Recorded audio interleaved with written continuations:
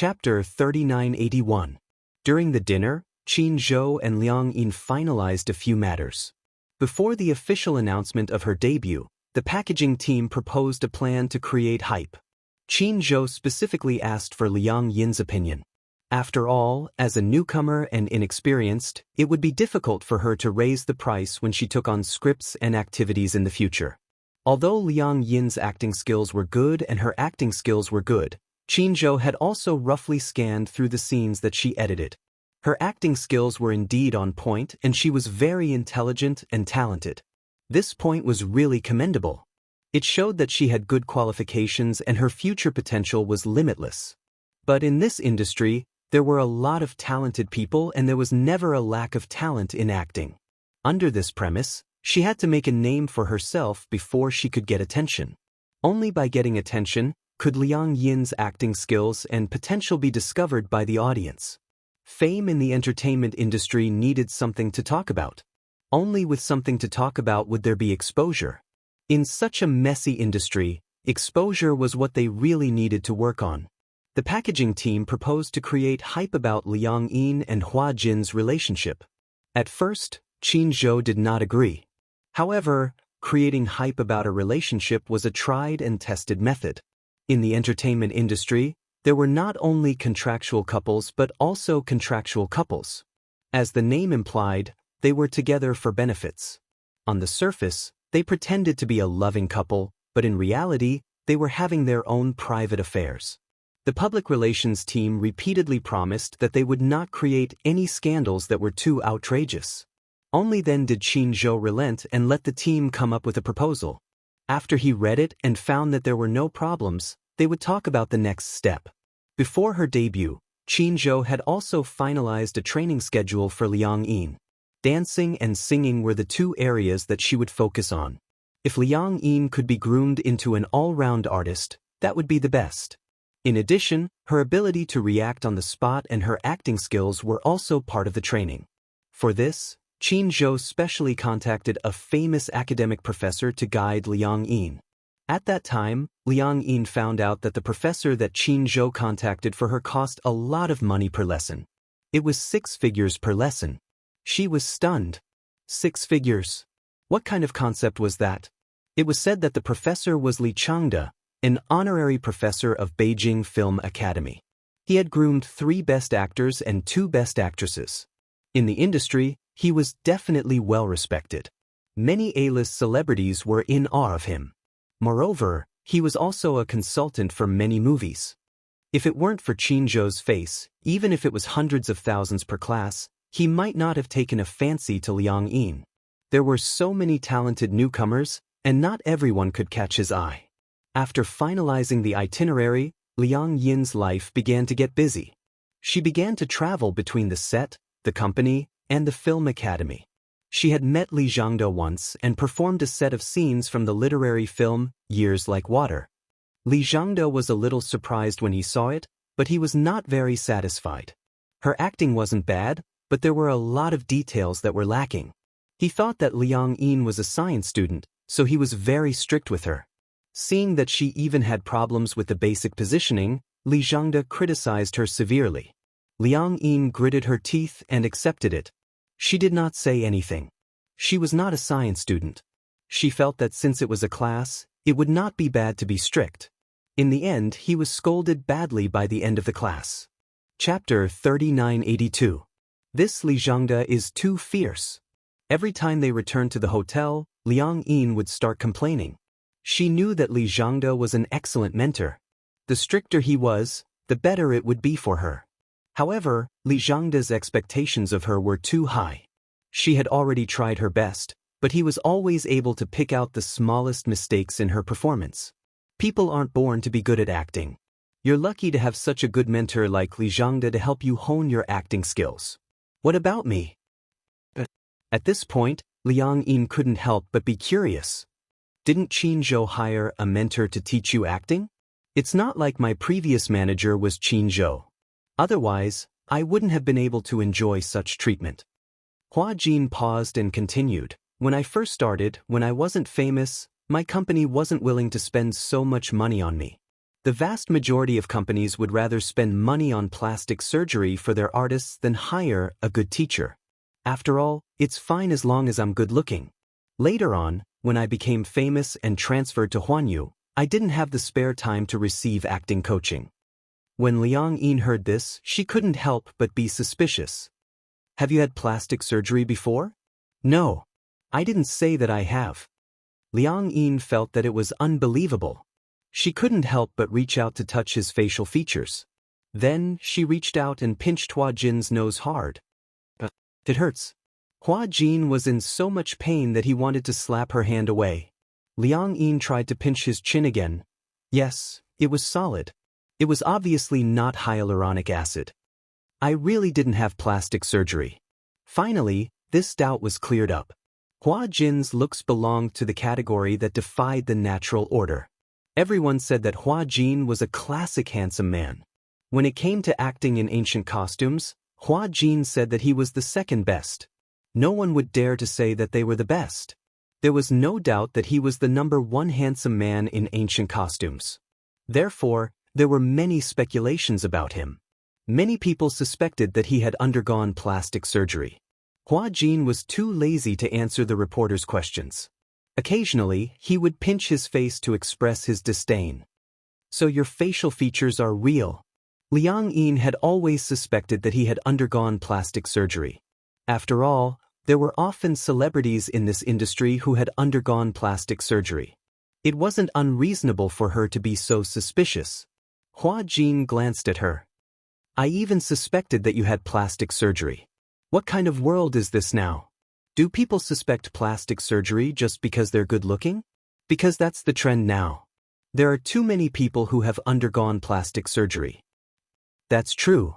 However, I don't know why plastic surgery is becoming more and more popular now, but why do so many people who have plastic surgery look like monsters who came out of the abortion line? As Liang Yin spoke, she felt a little puzzled. Say, in the past, when plastic surgery was first developed, those who underwent plastic surgery were more natural and exquisite. Now that I look at it, they all have the same face.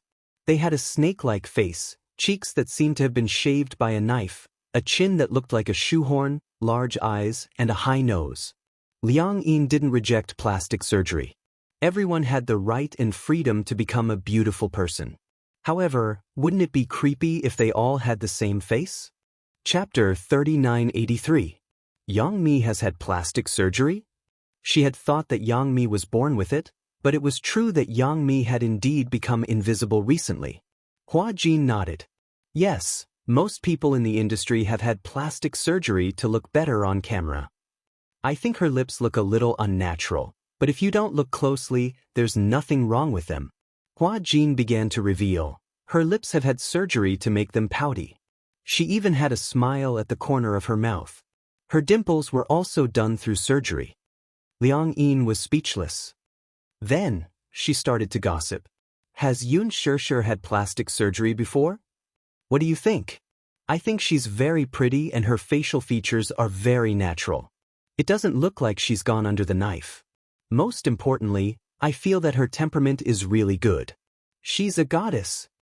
Of course, Xianxia is a natural beauty. For some reason, when Liang Yin praised Xianxia, Hua Jin was especially pleased. He was even happier than when she praised himself. I've seen her in The Green Apple. Although at that time, teen films were always criticized, this movie between her and Gu Xingze is simply a classic teen film. I don't think anyone can surpass it. Hua Jin said, a good script, a good cast, good post-production, good publicity and the audience's support. All these factors combined to make this movie a success. Her acting is more natural and there's no feeling of pretense. It's easy to get into her role. When she cries, I can even feel her real heartache. Just like Yang Mi's crying scene, it feels like she's moaning for no reason. There were many scenes where I felt that she couldn't cry and just squeezed out a few tears to appease the audience. Haha. Hua Jin couldn't stop laughing. Actually, I don't hate Yang Mi, but I don't like her either. But as you said, I still have to prove her innocence. What? In the past, Yang Mi's acting skills were very good. After all, She was an acting student and was also Suku's favorite student. When she first debuted, her acting skills were still very good. Later on, perhaps because there were too many fillers on her face, her expression became more stiff. Moreover, her mac is filled with hyaluronic acid. Her crying and laughing are not very natural and look fake. It's not because of her acting skills. If that's the case, then I've wronged her. She sighed. The female celebrities from the previous generation are the ones who are truly peerless. That's the filter of that era. It's blurry and hazy, and the facial lines aren't very deep. If we were to use high-definition cameras to take pictures, the pimples and acne would all be exposed. As he spoke, Huajin continued, however, I pay more attention to temperament. I think that in terms of temperament, no one can compare to our Xianxia. Good. Your Xianxia is the most beautiful and has the best temperament. That's the truth. The two of them chatted in the room and even finished memorizing the script. Perhaps it was too boring. The two of them started gossiping and only went to bed when it was very late. Li Zhangda's class was held once a week. Qin Zhou obviously spent a lot of money on Liang Yin. One class cost 100,000 yuan. It was said that Qin Zhou was a big shot and gave her a friendly discount. Chapter 3984. Initially, Li Zhangda was moved by Qin Zhou's sincerity. Later on, he really felt that Liang Yin was a good seedling, so he taught her seriously. During the 5th period, Liang Yin thought that she would have to spend another period in Li Zhangda's bubble. She did not expect Li Zhangda to praise her for the first time. You acted well. Li Zhangda gave such a comment. When Liang Yin heard it, she was instantly overjoyed. Don't underestimate these words. Coming from Li Zhangda's mouth, it was a huge compliment. But don't be too smug. Li Zhangda muttered, young people, don't get complacent just because of a little praise. Keep your cool and think about the details. It's rare for you to praise me. Can't you let me be happy for a while? Liang Yin said coquettishly. After a few classes, she left a good impression in front of Li Zhangda. Li Zhangda also gradually liked this humble student. She did not hold back and gave everything she had. The profession of acting is actually derived from dramas. In the past, when there were no dramas or movies, a stage was set up. A few people dressed in clothes would sing and dance on it, and the audience would be entertained. Later on, the film industry in China started to develop. The first drama, A Mouthful of Vegetable Pancakes, was filmed, and there was such a beginning. After a pause, Li Zhangda continued, life is like a play, and a play is like life. A truly good actor can act out all kinds of situations in the world. Whatever he or she acts, he or she can act out. Aside from some people having talent, most of them have to learn. Look, in the past, there was an artist who, in order to draw a good character, sat on a chair on the street and observed the expressions of everyone passing by. Only then could he draw out the spirit of the character. First of all, you have to know what you are acting as and what you look like. For example, if you are acting as a police officer, you have to portray that righteousness. Carefully analyze the character's personality and expression. Through daily observation, life experience is also an important part. Otherwise, why would some people go to a mental hospital to experience mental illness for a few weeks? Li Zhangda continued, also, the most important thing is that you have to understand the script, carefully understand the character's psychology, and be immersed in the character. To be an actor, one must first get into character. Otherwise, it would be impossible to expect the audience to get into character. Also, you're still lacking in the basics of your lines. You should practice more.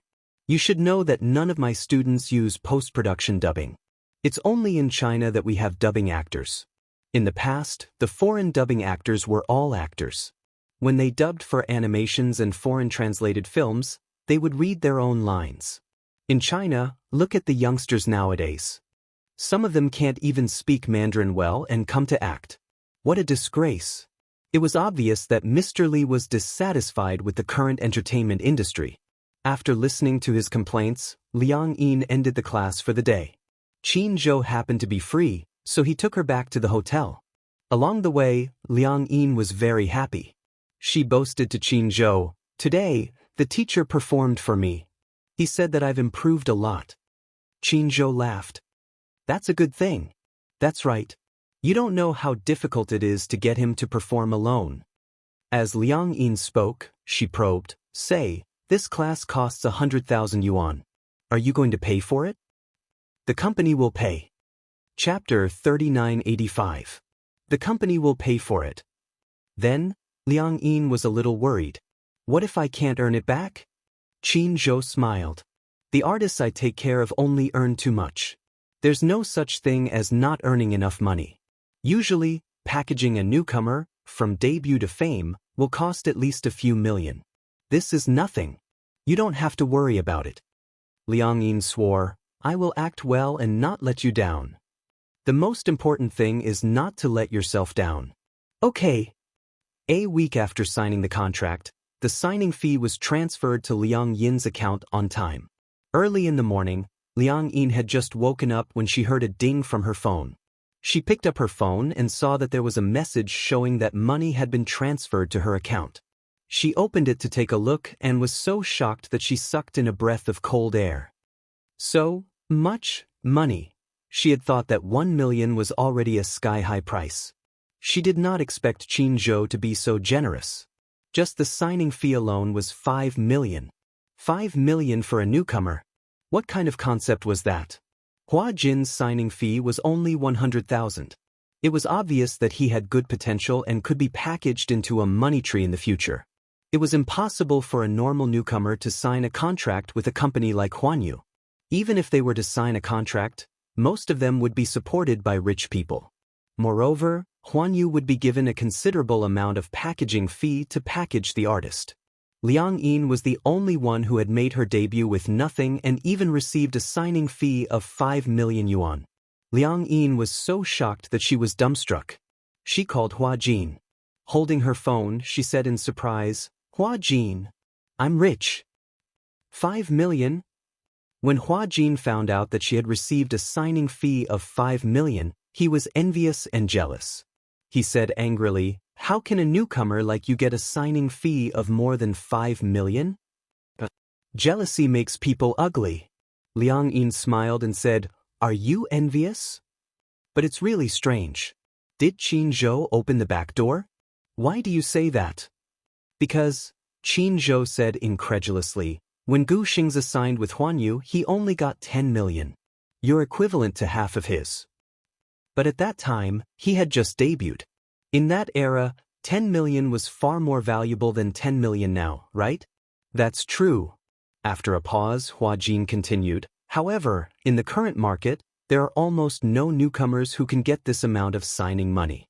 He said suspiciously, Could it be that Qin Zhou has an unspoken rule? Don't talk nonsense.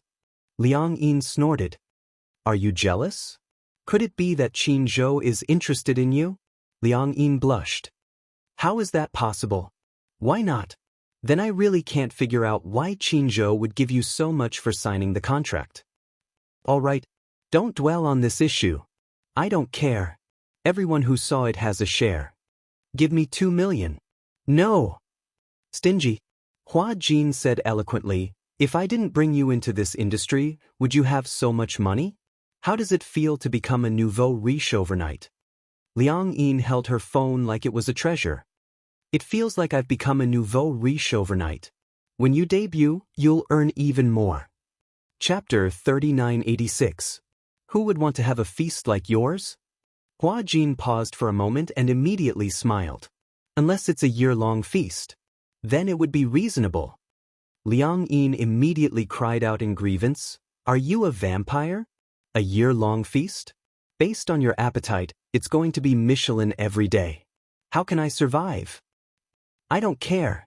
1 month. Half a year. 2 months. Half a year. 3 months. Hua Jin raised his eyebrows and slammed the table. All right, deal. Liang Yin was stunned. He wasn't going to call her that? She had been tricked. But since she had said it, she had to do it. The next day, Liang Yin immediately made an appointment with Hua Jin and Qin Zhou at a restaurant. She planned to treat them to a feast as a celebration. As soon as he heard that Liang Yin had invited Qin Zhou, Hua Jin immediately felt that there was an ulterior motive.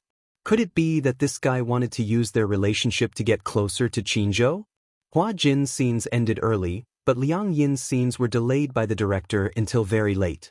This was a small misunderstanding. It turned out that Hua Jin wanted to have an early dinner, so he told the director in advance that he had something to do in the evening and hoped that he could finish his scenes early. In the film crew, this was a privilege that he had. Recently, the director had been quite satisfied with Hua Jin's performance. In addition, he was in a good mood recently and was pleased with his success, so he agreed readily. Who would have thought? The director had scheduled his scenes to be filmed first, but in the end, the scenes of the other supporting roles were delayed. In the end, Liang Yin's scene with the female lead was scheduled for last. By the time they finished filming, it was already past 5 p.m. If Hua Jin hadn't made a call to the restaurant, they wouldn't have been able to keep their reserved seats. In the end, there were even later scenes. Qinzhou said that he would be late for a company meeting. In the end, they had to wait for an hour. Liang Yin and Hua Jin sat in the dining room and looked around. Seeing that Qinzhou hadn't come yet, they were a little disappointed. When exactly is he coming? Liang Yin asked Hua Jin curiously, is he always this busy? Hua Jin nodded and said, after all, Qinzhou is one of Huan Yu's higher-ups. He's in charge of Huan Yu's affairs, so he must be very busy. I see. Liang Yin lowered her head. At this moment, Hua Jin happened to look past her and saw the woman who walked into the restaurant and slowly walked towards the booth. Isn't this Li Jing? Li Jing? Liang Yin furrowed her brows. That name sounds familiar. I think I've heard it somewhere before. Are you stupid? Hua Jin reminded her, this is the Li Jing who was sent flying by the director before you joined the cast. She was the one who was supposed to play the role of Ubisoft.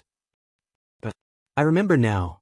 Is she the woman you mentioned before who got pregnant and had an abortion, which delayed the filming process? Yes. Liang Yin felt inexplicably guilty and didn't dare to look back. Where did she go? Did she see me? Why are you so guilty? I don't know. It feels weird. She's coming over. As soon as Hua Jin said this, Liang Yin was like an ostrich, lowering her head even more guiltily. Hua Jin was even more depressed. Chapter 3987. Oh, so it's Hua Jin. Even though Hua Jin disliked her, he still smiled politely. Hello. Why are you here? Are you having your meal here too? As Li Jing said this, she turned around and glanced at Liang Yin. Her expression changed. She felt that this woman, who had her head lowered, was strangely familiar, but she couldn't recall her name. After a long while, she suddenly got a shock and her brows furrowed even deeper. It was her. Some time ago, one of the crew members she got to know had sent her a photo that was secretly taken of Liang Yin on the set. One was the side of her face, the other was the front. Even though it was a little blurry, Liang Yin's facial features were still recognizable. Hence, Li Jing recognized at one glance that the woman sitting in front of her was Liang Yin. It's you, Liang Yin. Li Jing immediately curled the corners of her mouth, smiled, and greeted him generously. Seeing that she couldn't hide anymore, Liang Yin could only brace herself and raise her head. She forced a smile and said, Hello, Senior Li Jing. I don't think you should call me Senior. Li Jing didn't know why, but she felt that the stiff smile on Liang Yin's face was extremely dazzling. It was a little forced, like a smile that wasn't a smile. She even felt that Liang Yin's smile had a hint of malice and mockery. Could it be that she was looking down on her? Or, originally, Li Jing had some groundless guesses about Liang Yin's role as the female lead. However, when she saw Liang Yin's smile and the way she deliberately avoided it, she felt that it was extremely strange. Just the two of you? Hua Jin immediately said, We even invited Qinzhou. But he'll be a little late. We're waiting for him. So it's President Qin. But Hua Jin, why did you bring Liang Yin along when you're having a meal with your manager? Hua Jin immediately said, Liang Yin is also an artist under Qinzhou. What is it? Li Jing immediately looked surprised. Didn't Qinzhou already say that he won't be personally leading people? Why did you sign another artist now? Hua Jin immediately turned lukewarm. I'm not qualified to ask about CEO Qin's matters. Hearing this, Li Jing also felt awkward. She casually said something and smiled at Liang Yin. "Aya, you're so lucky to be with President Qin." With that, he immediately left with his tail between his legs. Hua Jin had said that to protect Liang Yin. On one hand, he was reminding Li Jing that Liang Yin was Qin Zhou's woman and she shouldn't be disrespectful. On the other hand, he was telling her that they didn't welcome her. Li Jing looked very embarrassed. Liang Yin watched Li Jing's departing figure with lingering fear in her heart. She did not say anything. The way Li Jing glared at her just now was so scary.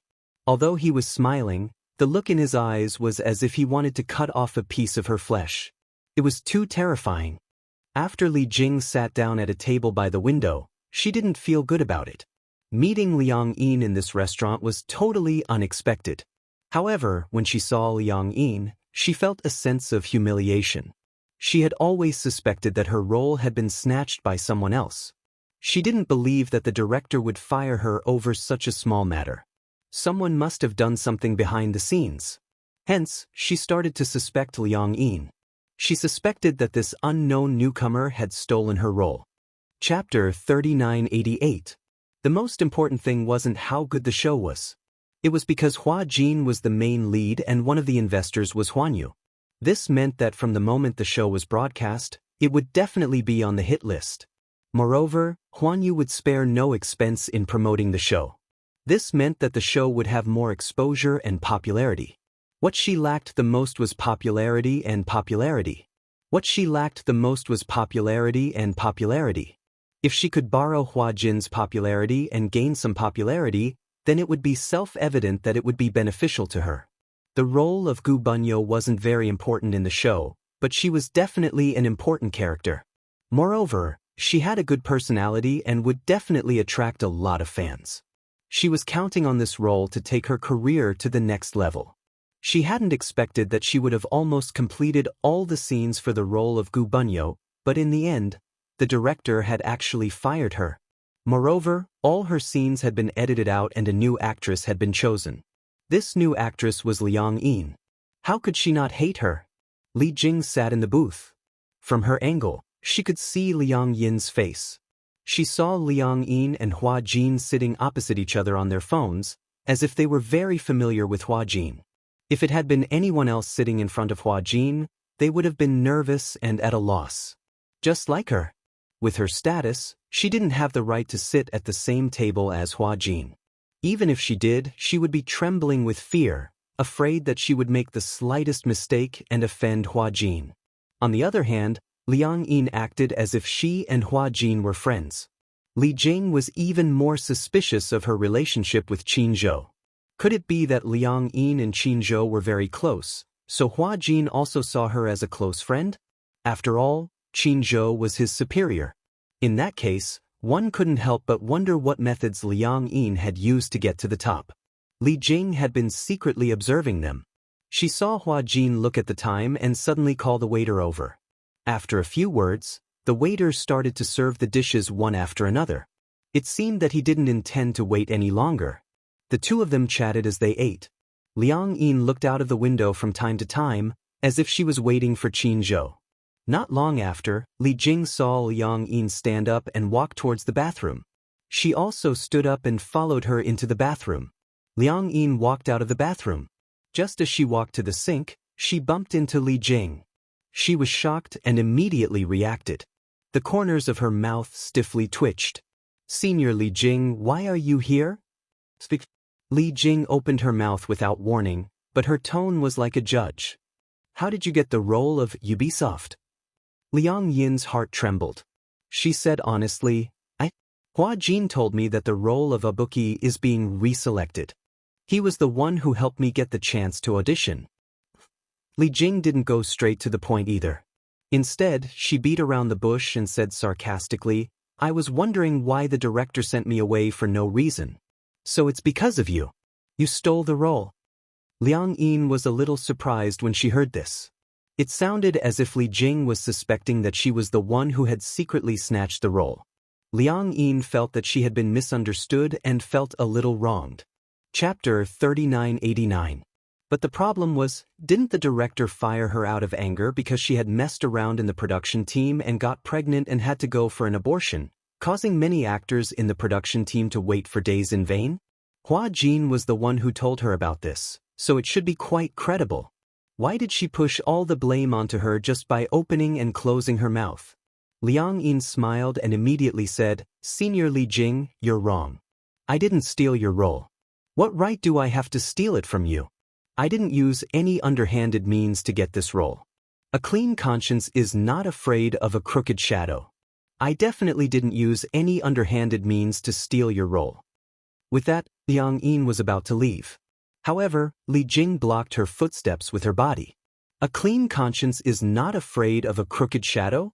A clean conscience is not afraid of a crooked shadow. Then shouldn't you explain why Huanyu's top manager, Qin Zhou, no longer manages artists and retired behind the scenes? Why did he make a comeback and manage an unknown newcomer like you? At that time, her attitude was still very polite. If this Liang Yin was related to Qin Zhou, she would have a way to back off. Liang Yin pursed her lips and said, "My relationship with CEO Qin isn't what you think. I don't know why he signed me, but it's my honor that he's willing to manage me. Also, CEO Qin is a very nice person. Please respect him and don't speculate about our relationship." Moreover, what was the relationship between her and Qin Zhou? Why should she report it to her? "Both of you," Li Jing said coldly, "did something happen? You don't have to hide it. Since we're both in this industry, don't think that you can hide your dirty tricks from others. To put it nicely, it's just a fig leaf. Who doesn't know how you got to where you are? But who asked you to have such a pretty face? Otherwise, you wouldn't have been able to seduce Qin Zhou. But I'm really envious of you. What kind of man is Qin Zhou? He's so high and powerful. It's your fortune to be able to seduce him." Liang Yin was stunned. She didn't expect Li Jing to speculate about her relationship with Qin Zhou so maliciously. When it came to Qin Zhou, she immediately became serious. Please show some respect. She was extremely protective of Qin Zhou. She didn't want Qin Zhou to be judged as such an ugly person because of her. "What?" Li Jing smiled. "Don't think that I don't know what kind of person Qin Zhou is. When he signed Yun Shishir, I heard that Yun Shishir had done a lot of dirty things in order to get to the top. What a pity for Mu Yaja of Xingyu Financial Group. Such a grand wedding was given to such a filthy woman. He must have been cuckolded by a thick stack." "Pa!" Liang Yin didn't even think before throwing a slap at her. She said angrily, "You're not allowed to criticize Yun Shishir like that." She had only interacted with Yun Shishir a few times, but she had left a very good impression in her heart. It wouldn't be an exaggeration to say that she was a goddess. She had also seen the real Mu Yaja and Yun Shishir. It seemed that they were a very loving couple. She absolutely didn't believe that Yun Shishir was the unscrupulous and promiscuous woman that Li Jing said. Li Jing's blasphemy finally made her explode. Chapter 3990. During the trip to the hot spring, Yun Shishir and Mu Yaja had taken good care of her. Liang Yin also knew what kind of person Yun Shishir was. She was Mu Yaja's wife, the wife of the CEO of the Xingyu Corporation, and the goddess of the entertainment industry. Her status was so high that no one could shake it. Li Jing's blasphemy finally made her explode. She was gauging the heart of a gentleman with her own mean measure. No one would believe that Yun Shishir would ignore Mu Yaja's protection and run off to flirt with another man. It was not that Qin Zhou was not as outstanding as Mu Yaja, but Yun Shishir did not have to do that. Moreover, Qin Zhou and Mu Yaja were close friends. With Mu Yaja's methods, there was nothing that could be hidden from him. He and Qin Zhou were so close, which only proved that there was nothing between Qin Zhou and Yun Shishir. It was one thing for Li Jing to criticize her, but she even humiliated Qin Zhou and Yun Shishir. This was something that Liang Yin could not stand. "You're not allowed to humiliate Qin Zhou and Yun Shishir like this." Liang Yin said angrily, "Li Jing, I respect you as my senior, so I've always been very polite to you. But don't take my respect for you as a disrespect. People care about their dignity. Do you think others don't know why you were kicked out of the production team?" Hearing this, Li Jing's face changed and turned ashen. What do you mean by that? Liang Yin snorted and said, almost everyone is spreading the news about you fooling around in the production team. There's no smoke without fire. You can't deny this, right? Li Jing's face darkened. What nonsense are you talking about? Whether it's nonsense or not, you know it in your heart. Do you still need me to say it? Who did you hear this from? Liang Yin did not expose Hua Jin. She subconsciously felt that Li Jing was a rather sinister woman. She had also heard that anyone who could enter the entertainment industry definitely had some tricks up their sleeves. Therefore, she did not dare to reveal what Hua Jin had said. She only said, it's not just one person who said that. It's spread throughout the crew. Everyone doesn't say it on the surface, but in their hearts, they all know why the director sent you flying. So, don't suspect that I'm the one who squeezed you out and stole your role. If you acted well and the director was satisfied, would he need to send you away? Li Jing immediately calmed down and sneered, but there was obvious sarcasm. Do you think I don't know? Was the director satisfied? My acting skills are not something a fledgling like you can compare to. Ha! Liang Yin didn't want to waste her breath arguing with this kind of person. She knew that Li Jing was mocking her. She must have followed the unspoken rules of the assistant director. She was no longer the Liang Yin of the past. She couldn't tell what was going on, but she couldn't be bothered to point it out. It wouldn't do her much good to argue with a narrow-minded person like Li Jing. So, she brought Qin Zhou into the picture. As you know, I'm an artist personally managed by Qin Zhou. Just like you said, if I really relied on underhanded means to get to where I am, aren't you afraid of offending me and Qin Zhou? Qin Zhou had previously told her, if they were to encounter any troublesome matters, then they would not hesitate to use his name to suppress the situation. In the entertainment industry, there was no situation that Qin Zhou couldn't handle. Sure enough, when she heard Qin Zhou's name, Li Jing did retreat. Just as Liang Yin thought, she really didn't dare to offend Qin Zhou. Chapter 3991. Liang Yin didn't want to be entangled with her any longer and returned to her seat. At that moment, Qin Zhou had already arrived. Liang Yin sat down slowly. When she saw Qin Zhou, she put aside the unhappiness from earlier and said to him, "Why are you so late? You still have the cheek to talk about Qin Zhou." Hua Jin complained, "Didn't you go to the washroom? Why did you take so long?" As he spoke, Hua Jin noticed from the corner of his eye that Li Jing had also returned to the seat next door with a gloomy face. He could not help but feel suspicious. Seeing that Li Jing had also returned from the direction of the restroom, he asked Liang Yin, "Was she in the restroom just now?" "She didn't deliberately make things difficult for you, right?" Hua Jin probed with concern. Liang Yin immediately smiled. "She knows that I'm under Qin Zhou, so she wouldn't dare to make things difficult for me. She's like a fox assuming the tiger's might." Hua Jin laughed. When Qin Zhou heard this, he more or less understood what was going on. Meeting Li Jing here by chance, Li Jing knew about Liang Yin. She also knew that the role of Gu Huanyao had been replaced by Liang Yin. Losing such an important role was enough for Li Jing to be depressed. It was inevitable that she would wonder what methods Liang Yin had used to get the role. Qin Zhou kept this matter in his heart and planned to deal with this stumbling block later.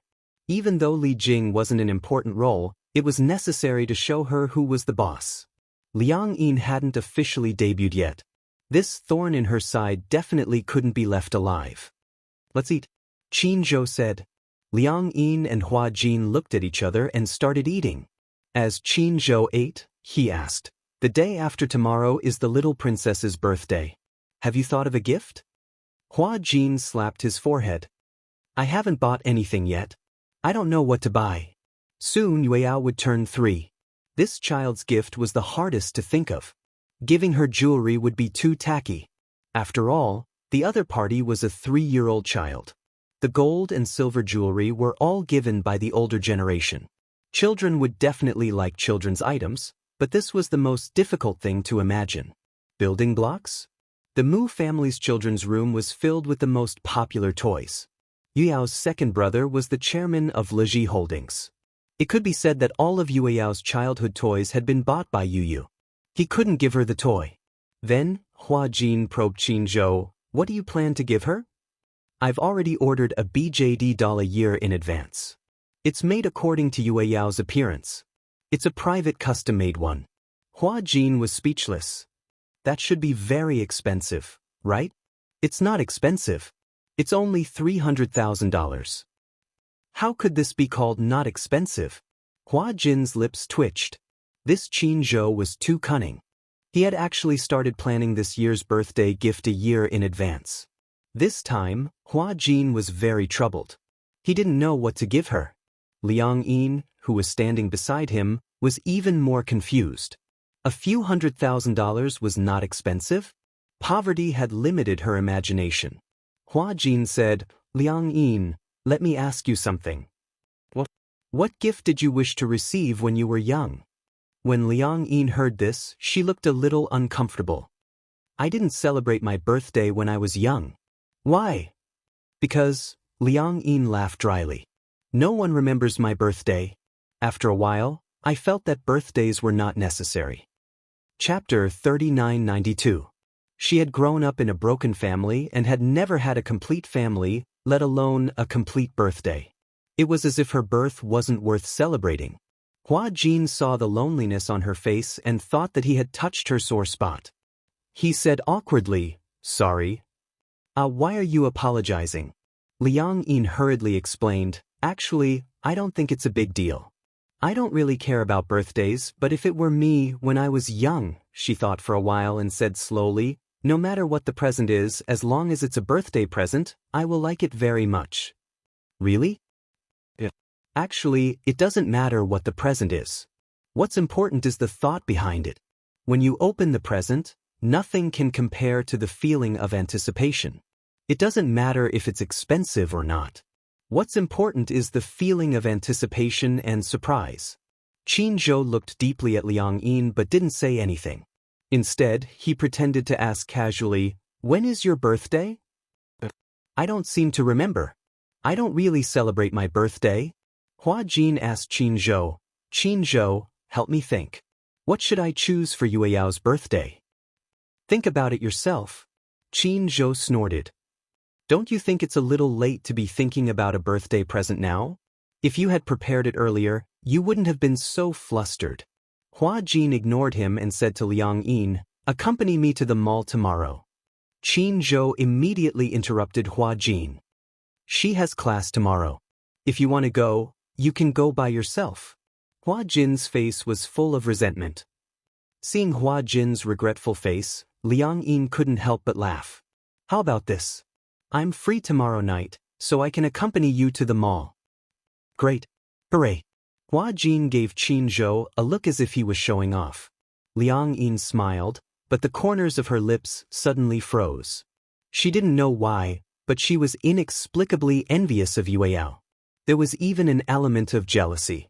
Of course, her jealousy wasn't malicious. She was simply envious that Yue Yao was able to grow up in such a beautiful environment. Her mother doted on her, and her father doted on her. Everyone in the family treated her like a precious pearl. People were born different from each other. At night, when Qin Zhou returned home, he passed by the study. He suddenly thought of something and walked into the study. There was a stack of documents on the desk. He casually picked it up and pulled out a few pages. He flipped to one of the pages. It was information about Liang Yin. On it was Liang Yin's ID number. With the ID number, Qin Zhou obtained her date of birth. Generally speaking, the birth date on the identity certificate was usually the Gregorian calendar. Then, in terms of the lunar calendar, at the beginning of the next month. Qin Zhou smiled, closed the file, and left the study. Hua Jin pestered Liang Yin to go to the mall to buy a gift. In the end, under Liang Yin's guidance, they finally chose a princess dress. Liang Yin liked it very much. Hua Jin didn't know how to choose a birthday gift for a girl. But when he saw that Liang Yin had chosen a dress that was suitable and beautiful, he bought it for 20,000 yuan. Chapter 3993. It happened to be the weekend on Yue Yao's birthday. Hua Jin originally wanted to bring Yue Yao along, but Yue Yao had to stay with the crew to catch up on the progress. Therefore, she asked Hua Jin to bring the gift she had prepared for her. Hua Jin did not expect Liang Yin to be so thoughtful as to secretly prepare a gift. He did not know what she had prepared. Along the way, his curiosity was about to explode. He stared at the gift box anxiously, but in the end he restrained himself. When Hua Jin arrived at the Mu family's house with Liang Yin's gift, he realized that the gifts from relatives and friends were piled up on the floor of the living room. Yun Shishir sat on the floor with Yue Yao in her arms, encouraging her to open the gifts. On the side, Yu Yu and Xiao Yichen provided assistance. After all, it was really tiring to open so many gifts. All the guests stood at the side with smiles on their faces, watching Yue Yao open the gifts. Everyone wanted to see if Yue Yao liked the gifts they had given her. Most of the guests were close to the Mu family. Some were senior executives of Xingyu Financial Group, and some were personal friends of Mu Yaja and Yun Shishir. Hua Jin glanced casually and saw a key lying quietly in a diamond-studded gift box at the side. This key was quite retro. It had a hollow rose pattern, like the style of a medieval European palace. He asked Yun Shishir curiously, "Who gave you this key?" Yun Shishir looked up and smiled helplessly. "Xiao Jie gave it to me." "He gave you a key?" Hua Jin was a little suspicious. He picked up the key but could not figure out what it was.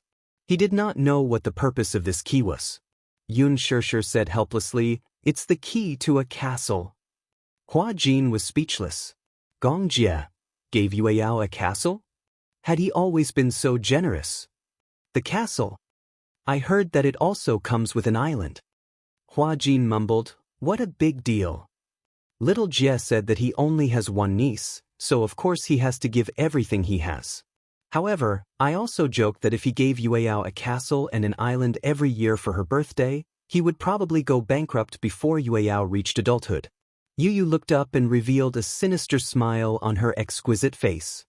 "When it's my birthday, he'll give me a castle too. That'll be interesting." As far as he knew, Gong Jie owned 4 castles, 6 islands, and 3 private jets. Xiao Yichen had always been thinking about the super luxury yacht under Gong Jie's name. He planned to ask him for it on his birthday. Hua Jin carefully put the key, which was worth tens of millions of dollars, aside and rubbed his hands. At the same time, he passed the birthday gifts that he and Liang Yin had prepared for Yun Shishir. "Here. This is the birthday gift I prepared for Yue Yao." Yun Shishir took it and realized that there were 2 gifts. "Why did you give me 2? One is for Liang Yin." Yun Shishir suddenly remembered. "Is she the girl who was with you on that vacation?" "Yeah. By the way, the gift is here. Why don't I see her?" Chapter 3994. Hua Jin said, "She's been busy recently and didn't have time to come, so she asked me to send the gift over. She said that she wanted to thank you for your hospitality and care last time. Also, she asked me to wish Yue Yao a happy birthday." As he spoke, he suddenly felt a chill run down his spine. Did humans really have a sixth sense? At least he felt that they did, because he really did feel that a terrifying demon king was standing behind him. Hua Jin turned around in horror, only to see Gong Jie standing behind him, looking down at him. Gulp. The sound of him swallowing his saliva. Yun Shishir looked at Hua Jin and then at Gong Jie, not knowing whether to laugh or cry. She didn't know why, but whenever the 2 of them met, there would always be a tense confrontation. They couldn't get along well at all. Yun Shishir helplessly tugged at Gong Jie's sleeve and asked hesitantly, "Why are you staring at Hua Jin like that? It's as if you want to swallow him alive." Gong Jie turned around. When he faced Yun Shishir, he immediately smiled gently. "Why would I? Sister." When he faced Yun Shishir, his smile was as gentle as it was gentle. Hua Jin quickly diverted his attention. He squatted in front of Yue Yao and clapped his hands to attract her attention. "Uncle Hua Jin will open the present with you, okay?" Yue Yao shook her head and said in a childish voice, "I can't open it anymore. I want to play with this." The little fellow was only 3 years old. She still had a childish voice. If one had to describe her, it would be like a kitten that had just been weaned off milk, squeaking and squeaking. She had just grown a new row of teeth, and when she smiled, it was as if she was encrusted with a beautiful shell. Because it was her birthday, Yun Shishir helped Yue Yao change into a beautiful princess dress. The fluffy skirt wrapped around her fair and tender legs, and she wore a crown of the Ice Snow Princess series on her head. Anyone who saw her couldn't help but want to hug her. However, not everyone could hug this noble little princess. With Yu Yu and Xiao Yichen around, and Mu Yaja, Yueyao's little feet usually didn't even have a chance to touch the ground. Yun Shishir always said that even if she was a girl, she should not be so spoiled, lest she developed princess syndrome. In the end, what did Mu Yaja say? Mu Yaja's daughter, is a princess syndrome? It was rare for Gong Jie to speak up from his brother-in-law's perspective. Our Yueyao was born a little princess. What's wrong with being delicate like a princess? Yun Shishir didn't know whether to laugh or cry, but she also felt a little worried. With Mu Yaja and Gong Jie, the two of them doted on Yueyao so much. In addition, there were two older brothers. However, the most amusing thing was that Yun Shishir didn't really spoil Yueyao, but Yueyao was the closest to her. Mu Yaja was also very surprised. Once, he specially asked Yueyao about everyone's ranking in her heart. Yueyao's ranking was like this. Yun Shishir was the most senior. Then, in order, Mu Yaja, Yu, Gong Jie, Xiao Yichen, Huajin. Gong Jie felt especially wronged. He doted on Yueyao as much as Mu Yaja, so why was his ranking so low? Chapter 3995. Yun Shishir accompanied Yueyao the most. Even though she was a little strict with Yueyao at times and played the role of the bad cop the most, Yueyao was still the closest to her, which made many people jealous. Huajin immediately said, "Then uncle will take you to the yard to play, okay?" Yueyao immediately opened his little arms when he heard this. Many of the guests had brought their own children and they were all playing in the yard. Yueyao was tired of opening the gifts and gradually lost interest. Hence, he wanted to go to the yard to play. Huajin was about to carry him when Gong Jie squatted down and teased Yueyao, "Uncle will carry you, okay?" Yueyao looked at Huajin, then at Gong Jie. Suddenly, he threw himself into Huajin's arms. Gong Jie was speechless. He was completely stunned. Yueyao actually didn't choose him. Didn't they say that his ranking was higher than Huajin's? How did this little girl change her attitude so quickly? Yun Shishir laughed heartily. She leaned close to Gong Jie's ear and whispered, "Some time ago, Huajin bought Yueyao her favorite doll from the Frozen series." Gong Jie's face darkened even more. Weren't they just two dolls? What was so great about that? Huajin felt a sense of accomplishment when he saw Yueyao throwing herself at him. He felt comforted, but at the same time, he felt a little worried. As petty as Gong Jie, he wouldn't hold a grudge, right? Forget it. Anyway, he had always been at odds with Gong Jie. It wasn't a big deal to hold a grudge against him. Huajin carried Yueyao and walked into the yard. Yun Shishir had decorated the yard into a small garden. The flower bed was filled with Chinese roses, a swing, a seesaw, and a musical fountain. The yard was very big. Because it was a garden villa, the yard alone occupied more than 1,000 square meters. The children were playing hide and seek. Yueyao also wanted to join in. However, Huajin was afraid of playing hide and seek. It was inevitable that he would have to hide and walk. If he accidentally fell and left a faint scar on the little princess's flawless body, Mu Yaja and Gong Jie would definitely have the urge to chop him up. Hence, he was easy to coax. Fortunately, Yueyao was easy to coax. And let her obediently sit on the swing, and let Hua gently push her from behind. Standing at the balcony entrance, Yun Shishir looked on with gratification. Turning her head, she saw Gong Jie staring at the swing too. Her lips curled into a smile. "Have you been busy recently? I went back to the Gong residence a while ago." Gong Jie paused for a moment before replying nonchalantly, "He wants to meet you." The smile on Yun Shishir's lips froze when she heard that. She didn't need to ask to know that him was probably referring to Gong Xiaoying. It was too sudden. She didn't expect Gong Xiaoying to take the initiative to ask to see her. Isn't he no longer in the Gong residence? He's back. Gong Jie continued, "Of course, if you don't want to see him, I won't reply to him." Yun Shishir's tone suddenly turned cold. "I wanted to see him too. This is the first and last time we're meeting as father and daughter. Rather than a meeting, it was more appropriate to call it a negotiation.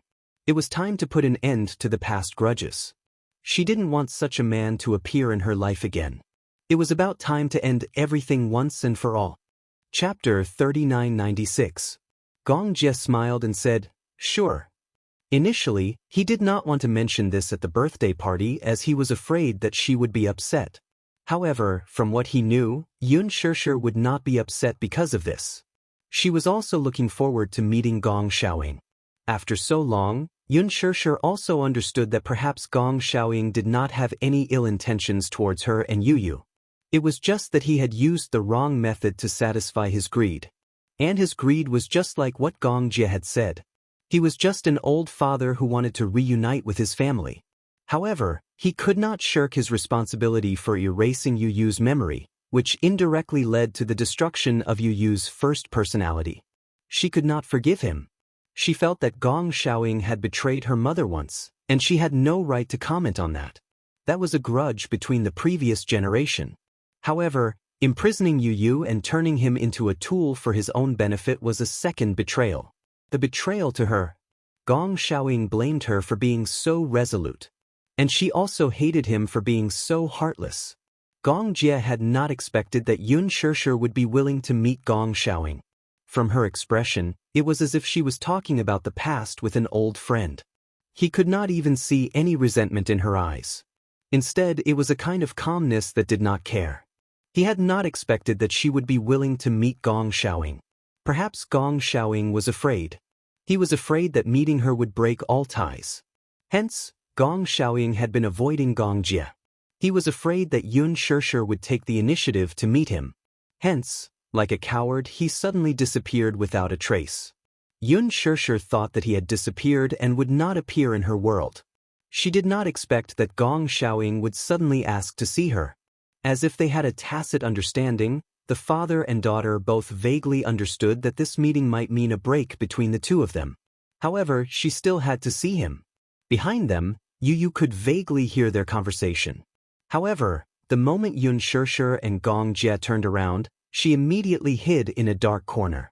It was not until Gong Jie and Xianxia were far away that he walked out from the corner in a daze. He vaguely heard his mother say that she wanted to meet that man. He was a little worried. The day after the birthday party, Gong Xiaoying found out that Xianxia was willing to meet him, so he put aside all his work and asked Gong Jie to arrange a meeting between him and Xianxia. Not long after, Gong Xiaoying flew to the capital.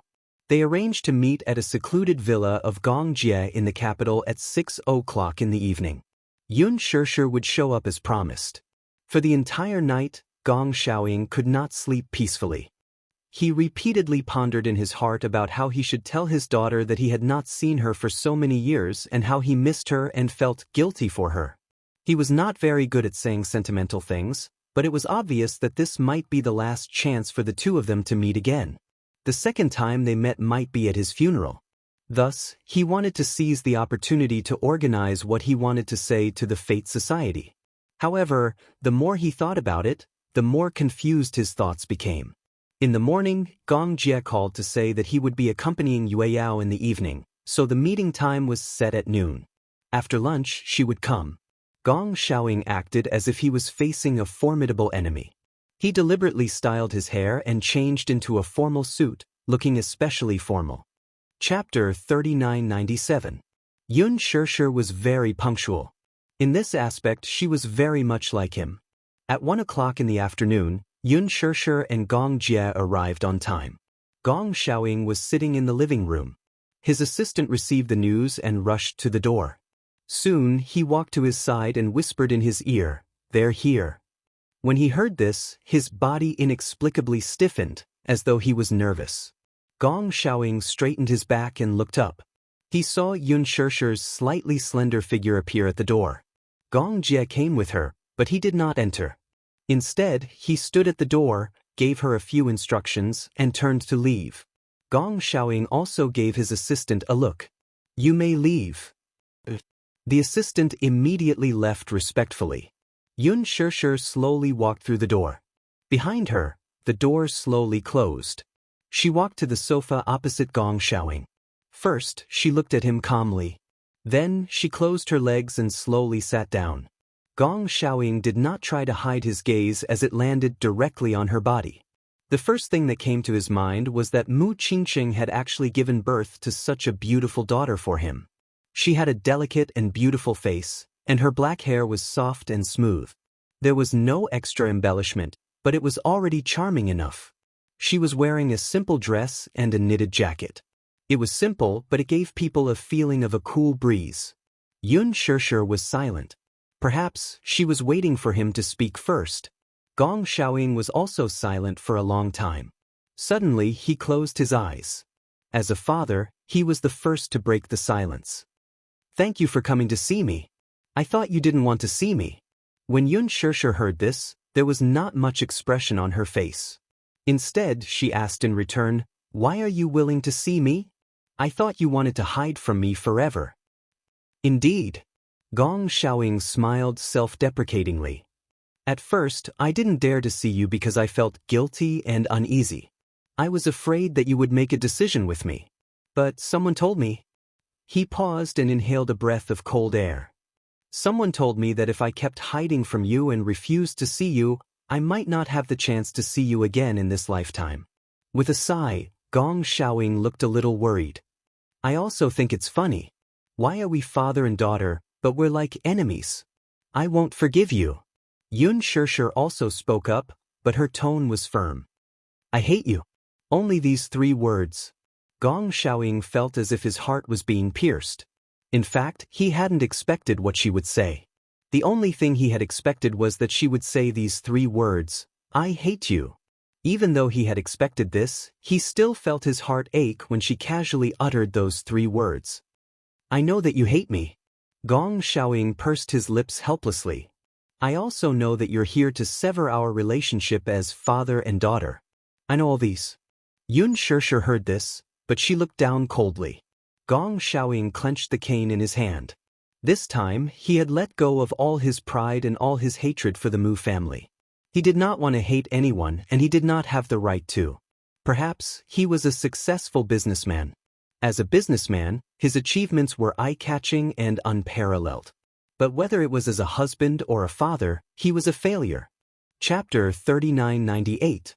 As her husband, he had made that woman wait her whole life, but he did not return. As her father, his daughter had turned against him and told him that she hated him. She even wanted to cut off their father-daughter relationship. Gong Xiaoying knew that he was guilty. However, he hoped that Yun Shishir could return to his side and reunite with him. However, he had used the wrong method. He had pinned the feud between the Gong and Mu families on Yun Shishir. The saddest thing for a person was to gradually become the person he hated the most. He used to hate the Mu family so much, but now, he had become the executioner he hated the most. "I'm sorry." Gong Xiaoying sighed heavily. He looked up and in an instant, there was a lot of vicissitudes in his eyes. "I know that you must hate me very much, and I won't shamelessly beg you to forgive me. However, I'm already very satisfied to be able to see you again."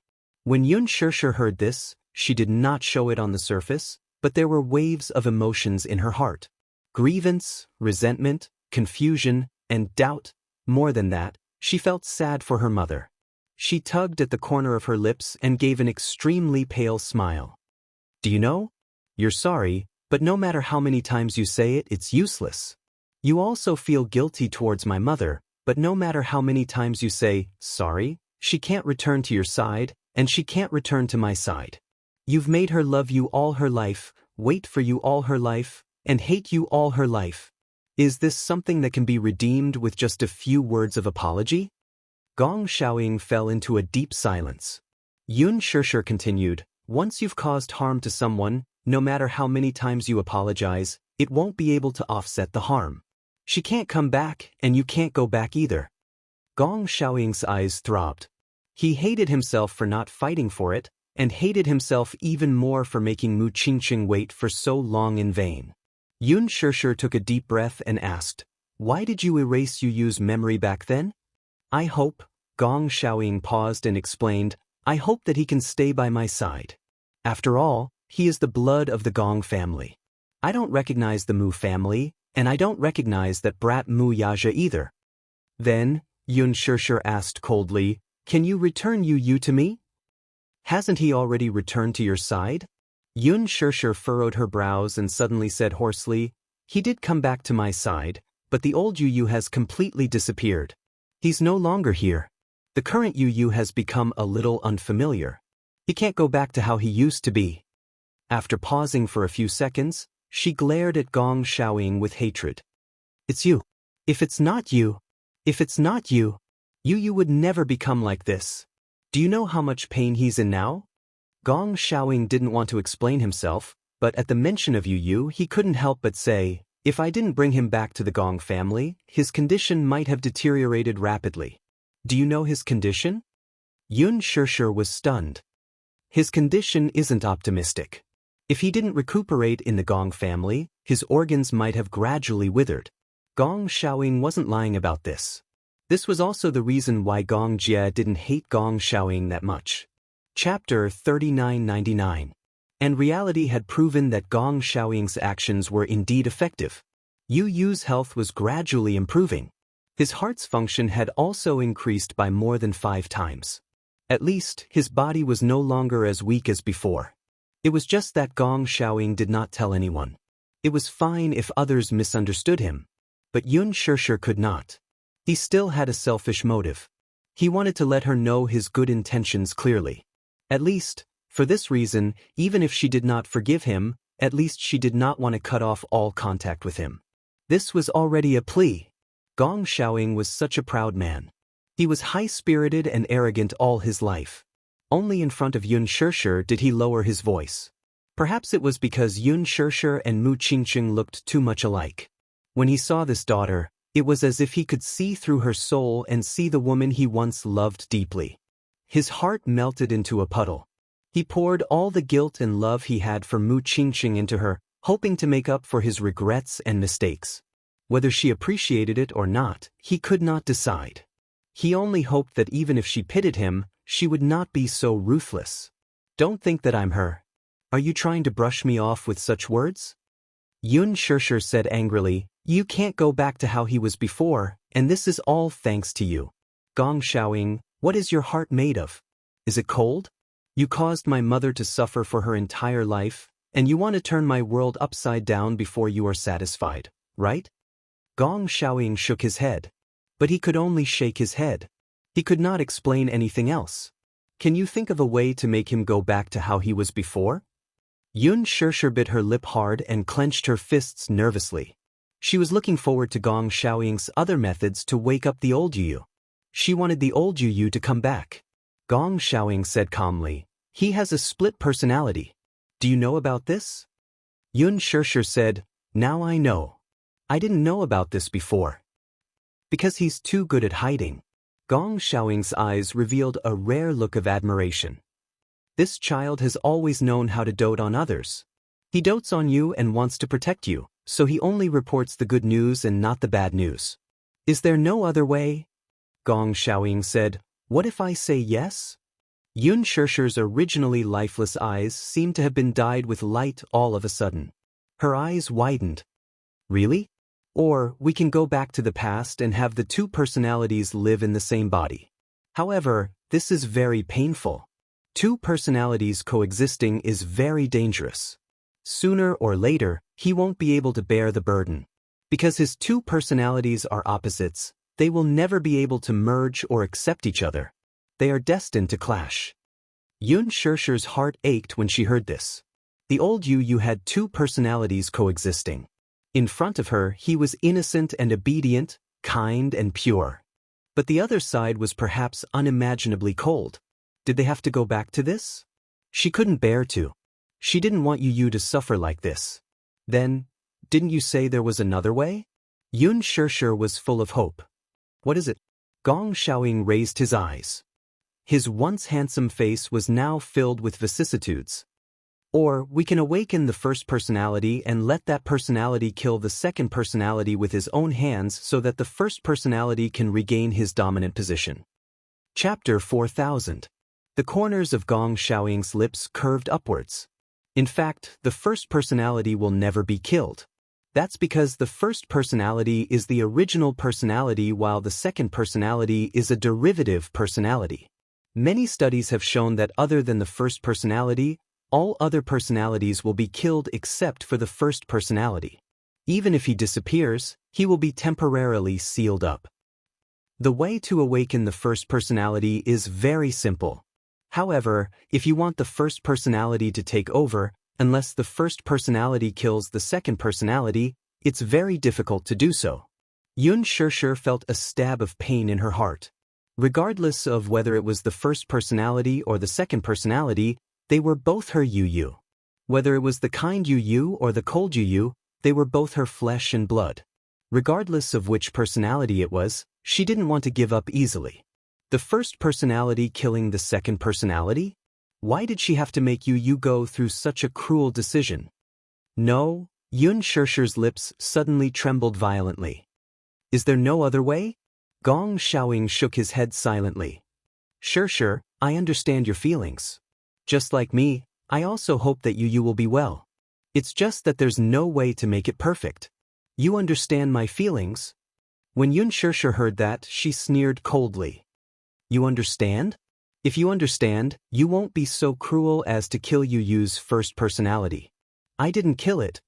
Gong Xiaoying's tone was very calm. No matter how good I am, I can't infiltrate the child's consciousness. What I'm saying may sound a little abstract, but to put it simply, other than the second personality, no one can communicate with the first personality. Xianxia's face froze as if she was frozen. I don't believe it, her gaze was empty as she muttered. I don't believe that there's only one cruel way. There must be another way. Sure. Xianxia suddenly stood up. You're not allowed to call me that. You have no right to call me that. Gong Xiaoying was speechless. He didn't dare to say anything else, afraid that he would accidentally say something that would anger her. She was too sensitive. He had to tread carefully. Calm down. Maybe there are other ways. Give me a little more time. I'll definitely think of something. No need. What method can you think of? The only method you can think of is the cruel method. The only method you can think of is to kill the personality cruelly. You are the executioner. In a fit of anger, Xianxia spoke without thinking. Because of her words, Gong Xiaoying's heart ached so much that he almost suffocated. However, he did not say a word. He remained silent and let her vent. He understood that her emotions had accumulated to a critical point and needed to explode. He allowed her to vent her emotions. That's all for today. I hope you can respect yourself and stop interfering with my life in the future. Xianxia added, no matter what, Yu is my son. No matter what, I will find the old Yu. You don't have to worry about anything else. After saying that, she left without looking back. Gong Xiaoying stood up and wanted to chase after her. However, when he saw how determined she was, he didn't have the courage to do so. He had lost. He admitted defeat. However, he had only himself to blame. Chapter 4001. Gong Xiaoying let out a heavy sigh and fell back onto the sofa. His face was expressionless. The door opened again. Gong Jia walked in and saw him sitting in the dark, looking desolate. He finally spoke. Father. Gong Xiaoying grunted. How is she? She left. I've already asked the chauffeur to send her back. Send her back. Otherwise, I won't be at ease. Then you don't have to worry about me. Gong Xiaoying waved his hand weakly. I'll just sit here alone. Gong Jia didn't say anything else. He turned around and left. The door closed again. However, Gong Xiaoying didn't notice that in the corner of the escalator on the second floor, a figure was slowly hiding in the corner. Yu stood in the corner expressionlessly. Earlier on, when he heard what Xianxia and Gong Xiaoying said, he actually felt a little upset. Disappointment, grievance, loneliness, unwillingness, guilt. He knew that the once innocent and adorable Yu occupied an unshakable position in Xianxia's heart. He also understood that even if he gave everything he had, he might not be able to replace Yu's position in Xianxia's heart. However, he still wanted to try. Therefore, he occupied this body and stayed by Xianxia's side only to gain recognition. He wanted to replace Yu. However, it seemed that he couldn't do it. No one could ever replace another person. Everyone was independent and no one could replace them. But why couldn't he? Was he not good enough? Was he not as good as Yu? He was already trying hard to change.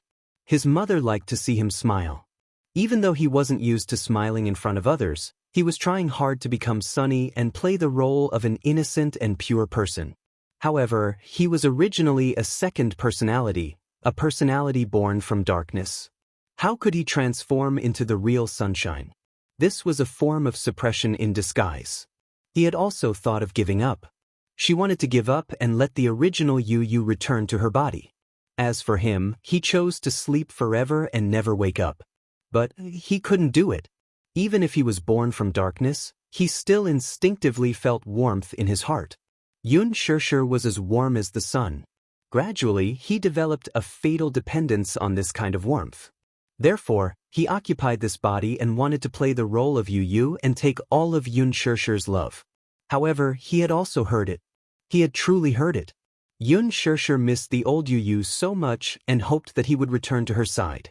He found out from Gong Jie that Xianxia was meeting with Gong Xiaoying, so he secretly came here. He did not tell anyone because he was worried. Thus, he secretly hid on the second floor and overheard their conversation. However, when he heard Xianxia's true thoughts, he couldn't help but feel a little sad. Could it be that he wasn't needed? Yu couldn't help but doubt himself. She seemed to miss the old Yu. But what about him? Didn't she need him? Couldn't he replace him? Then what was the point of his existence? Yu clutched his heart and squatted down with a lonely expression, hugging himself helplessly. He also longed for warmth. He was also Yu. He was also a part of this life. Why was he not needed? Why was he so rejected? Chapter 4002. At the same time, something that Gong Xiaoying said reminded him of something. The first personality will never be killed. Was that really the case? Yu pondered over this sentence and felt a tinge of fear in his heart. The first personality would never be killed, but the second personality would disappear forever. He was the second personality. He could be killed by the first personality. Disappear from this world forever. Yu furrowed his brows. There was a look of hesitation and conflict on his exquisite and handsome face. It was as if he had finally made up his mind. The corners of his lips curled into a cold arc. When Gong Jie and Xianxia returned to the Mu residence, they didn't see Yu. They couldn't help but feel a little nervous. Xianxia was taking an afternoon nap. Xianxia shook him awake and asked him where Yu had gone. Xianxia said, "Isn't Yu at home?" The two of them looked at each other. Xianxia finally panicked. Why wasn't Yu at home? If he wasn't at home, where could he have gone? It had been more than a year since that incident. Yu had returned from Ashland Island. She still remembered that when he had just returned, he was extremely cold towards her and Wuxia. Xianxia's heart ached for him because he had lost all his memories. That was why he had become so cold. However, she cherished what she had lost even more now that she had regained it. She patiently accompanied him and cared for him. In the end, Yu gradually stopped being estranged from her and was no longer so cold towards her. He gradually accepted both Wuxia and Xianxia and was willing to accept this family. At first, she was still worried that Yu would leave her secretly one night. However, even though Yu wasn't as innocent and adorable as before, he had gradually opened up to her. He had also started to like sticking to her. Yu usually wouldn't run around. Something must have happened. He had started to dote on her and wouldn't let her worry. How could such a Yu suddenly disappear without a word? Just as Xianxia was extremely worried, Yu obediently returned home half an hour later. "Mommy!" Xianxia was about to call Wuxia and ask him to hurry home to find Yu.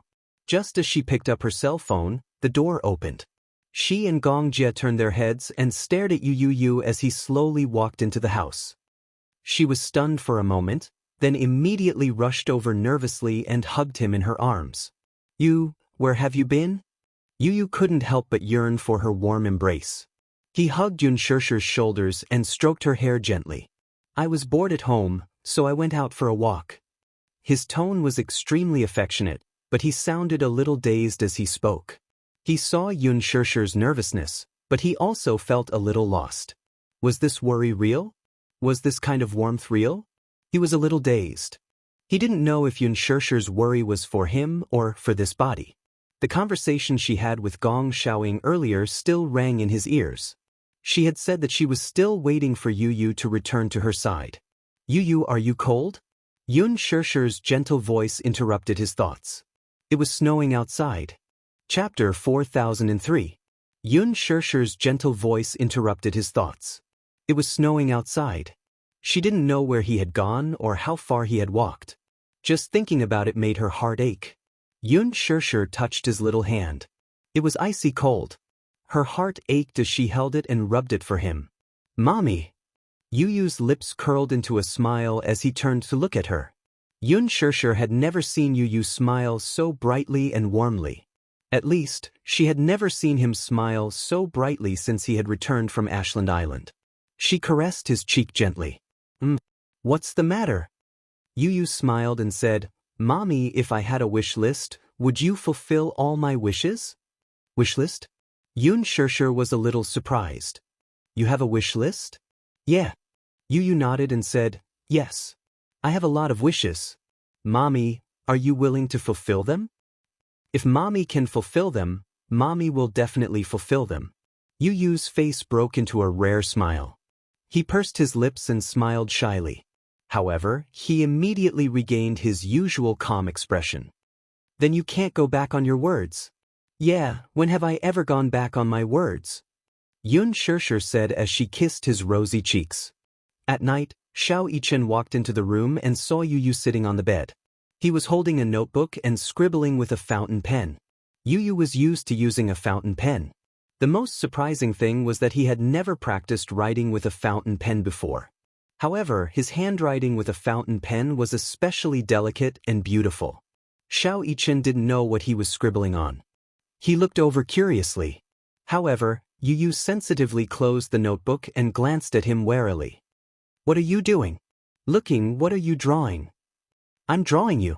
Xiao Yichen was pleasantly surprised. Really? As he spoke, he reached out to snatch the notebook from Yu Yu's hand. However, Yu Yu immediately dodged him. He picked up the notebook and slapped it hard on his forehead.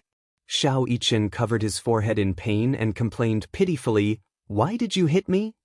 How pretentious. Yu Yu scoffed. Aren't you supposed to be able to take pain? Why are you groaning in pain? Xiao Yichen was speechless. He crossed his arms angrily and asked angrily, You secretly drew me. Can I see how you drew it? I didn't ask you to look, so don't look. As Yu Yu spoke, she turned around and flipped open her notepad. She held a fountain pen and started scribbling. Seeing that Xiao Yichen really didn't want to show it to him, Xiao Yichen didn't want to be snubbed. He lay down on the bed and played games on his phone. Yu glanced sideways and looked deeply at Xiao Yichen. Then, she quietly wrote on her notepad. I want to celebrate my birthday with Xiao Yichen. Here. Yu handed an exquisite notebook to Yun Shishir. Yun Shishir was a little surprised. What's this? Yu's wish list. Yun Shishir couldn't help but laugh. She originally thought that he was just joking about his wish list. She didn't expect him to really come up with a wish list. She flipped to the first page. On the title page, Yu had drawn a cartoon version of his family photo. His drawing skills were exquisite, and the cartoon version was very casual. Chapter 4004. On the first item of the wish list, Yu wrote, I want Mommy to give me a morning kiss every morning and a good night kiss every night before I go to bed. Yun Shishir smiled, gently hugged the back of his neck, and gave him a kiss. Mwah. Good morning, Yu pursed his lips and blushed. He stood on his tiptoes and kissed her gently on the cheek. Good morning, Mommy. Yun Shishir immediately said, Good boy, Mommy will give you a morning kiss and a good night kiss every day until you get married. What's the second item? Yun Shishir looked down the list again. The second item was, Say, I love you, to Yu. Are all your wishes so simple? Yun Shishir muttered in her heart. This little guy was so easily contented. She hugged him and said, Yu, Mommy loves you. Mommy will always love you. When Yu heard this, the corners of his mouth finally broke into a warm smile. His heart was instantly filled with warmth. He snuggled up to Yun Shishir and rested his head on her knee. He just stayed by her side quietly. He wanted time to stop here and never leave again. He wanted to hug her like this and never let go of her. This warm embrace was the most difficult thing for him to let go of. He was very clear about it. Time would not stop here, and it would not stop at this moment. Therefore, he cherished every minute and every second in front of him. His docility and dependence made Xianxia feel tender affection for him. She hugged his back and slowly scanned through the wish list. 4. I want to build a snowman with mommy. 5. I want to celebrate Xiao Yichen's birthday with him. 6. I want to go to the amusement park with mommy and daddy. Gradually, Xianxia's nose began to ache for some reason. The list of wishes in Yu Yu's notebook was extremely simple, but almost every wish had something to do with her. At the same time, she felt an inexplicable sense of unease in her heart. This wish list actually made her feel a little heavy-hearted. It was as if Yu Yu would leave her if she fulfilled all the wishes on the list. She didn't know why she had such a thought. However, in the face of such an abnormal Yu Yu, she became very sensitive. In the past, Yu Yu would never take the initiative to stick to her. It was a feeling of having nothing to fear. It was as if a person's life was so long that there would always be many opportunities to accomplish many things. However, this wish list made Xianxia feel like Yu Yu was saying goodbye to her. It was as though he didn't have much time left with her. Therefore, he wanted to use the limited time he had to fulfill all his unfulfilled wishes and leave with no regrets. She didn't know why she had such a feeling. However, when she saw at the end of the wish list, take a family photo, her heart skipped a beat. She felt an inexplicable heartache. Why do you have this wish list? Xianxia asked tentatively. There are so many wishes. There's still a lot of time in the future.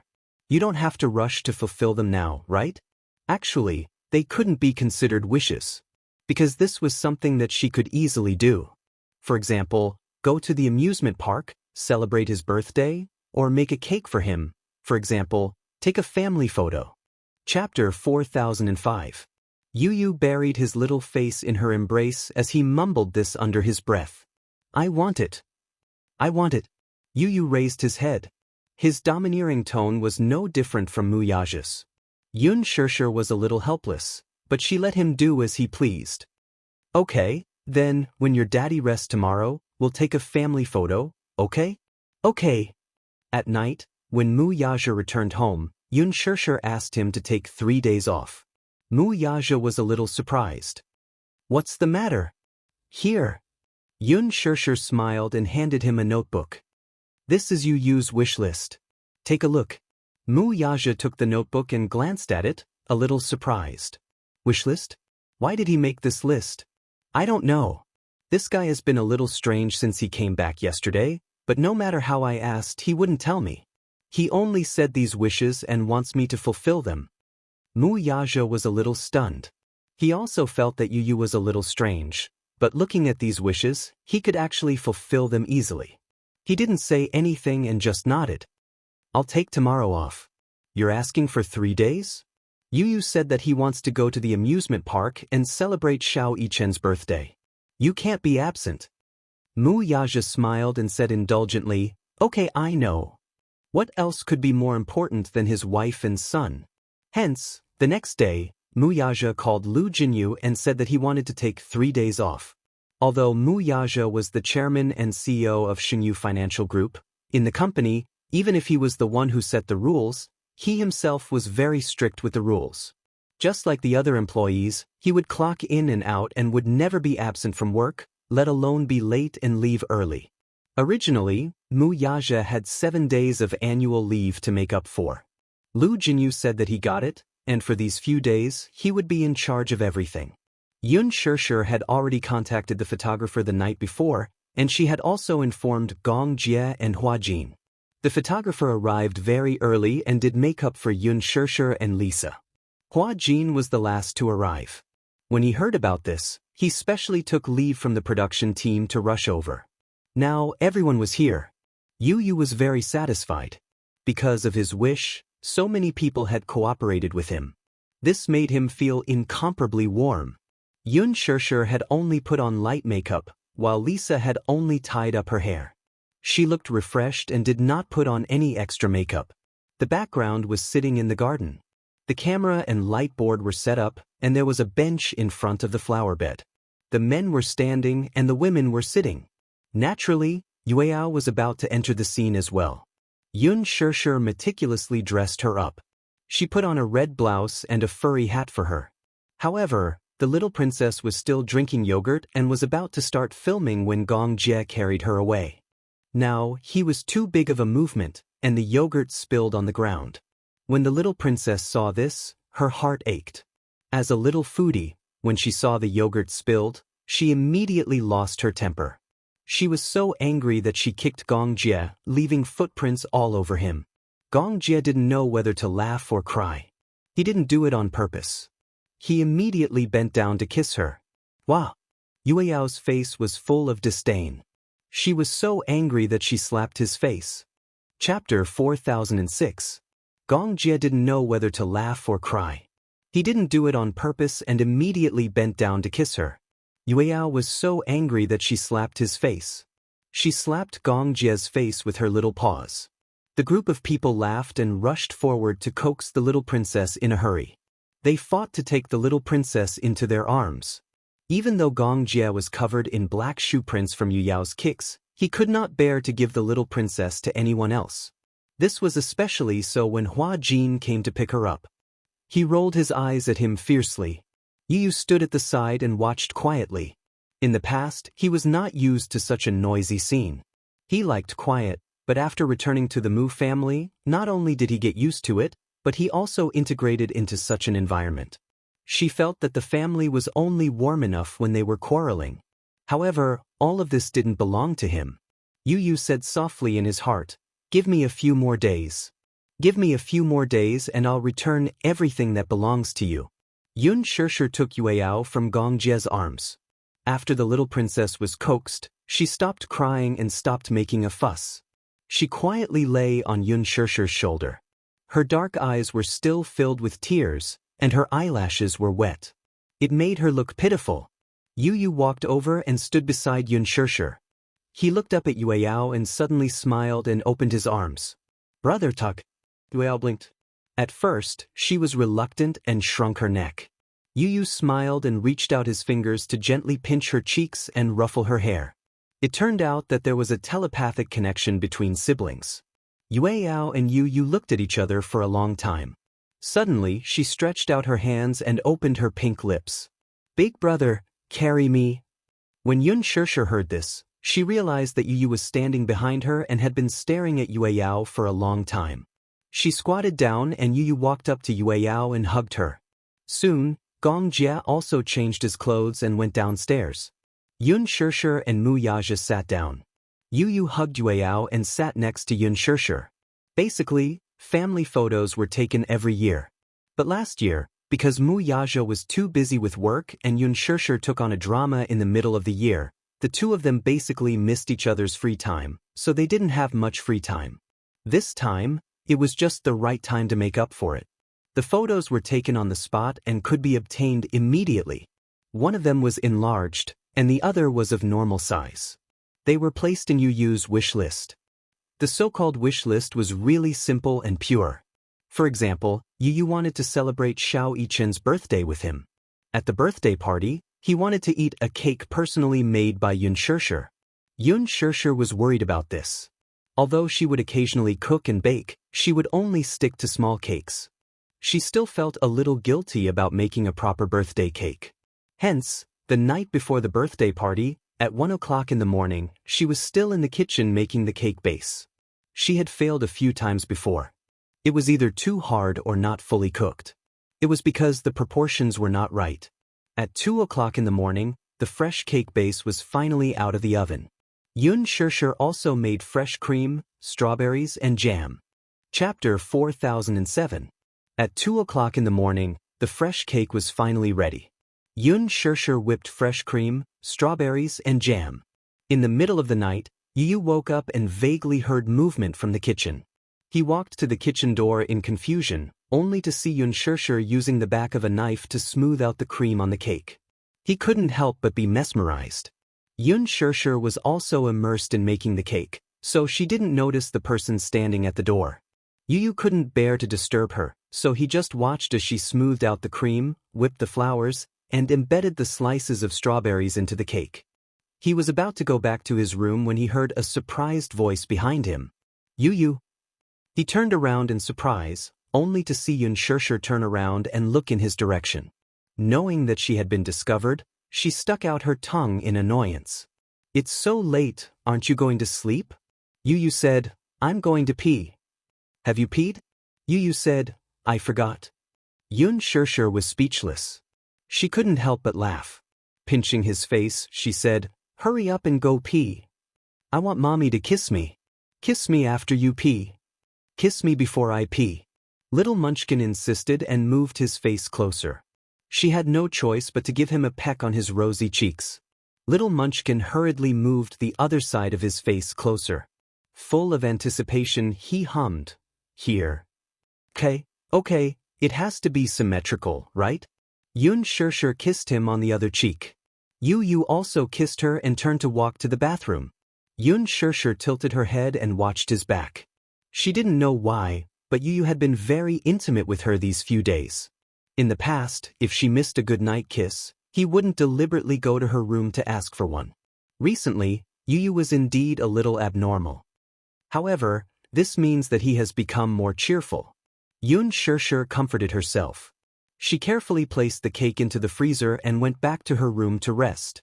The next day, there weren't many people at the birthday party. Gong Jie did not come, and Hua Jin was filming on set. It was a simple birthday party, and there were only 6 of them. But this was Yu's request. Since it was just a birthday party, he didn't want to make it a big deal. He wanted to make up for it because he hadn't had a birthday party with Xianxia yet.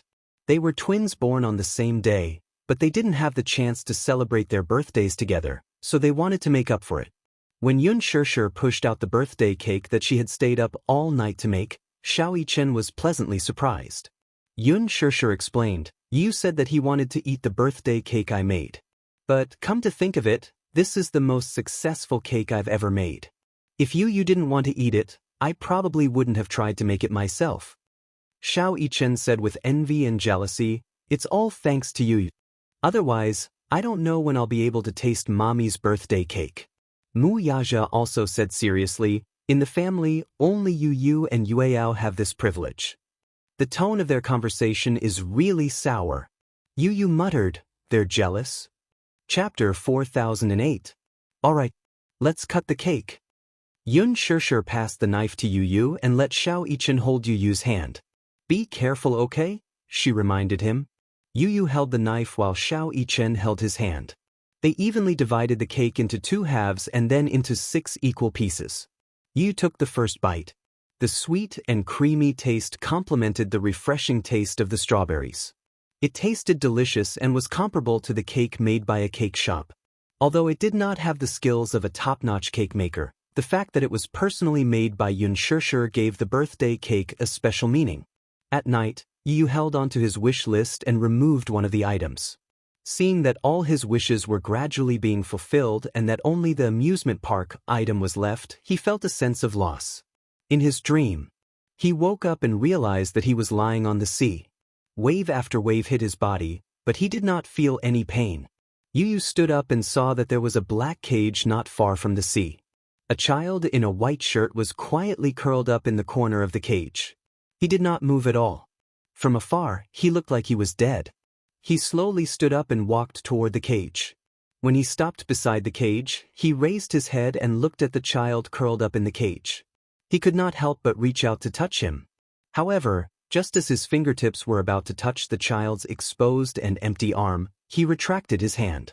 Yu pursed his lips and grabbed the edge of the cage expressionlessly. He exerted a little force and the cage instantly collapsed into ruins. This cage was the cage that imprisoned his first personality in his subconscious space. He was the only one who had the ability to open the cage. Now, he had broken the cage. In the ruins, the child in the white shirt gradually opened his eyes. He looked like he had been in a deep sleep for a long time. The blood in his body was frozen and he did not stand up for a long time. He was cold. He had been asleep for too long.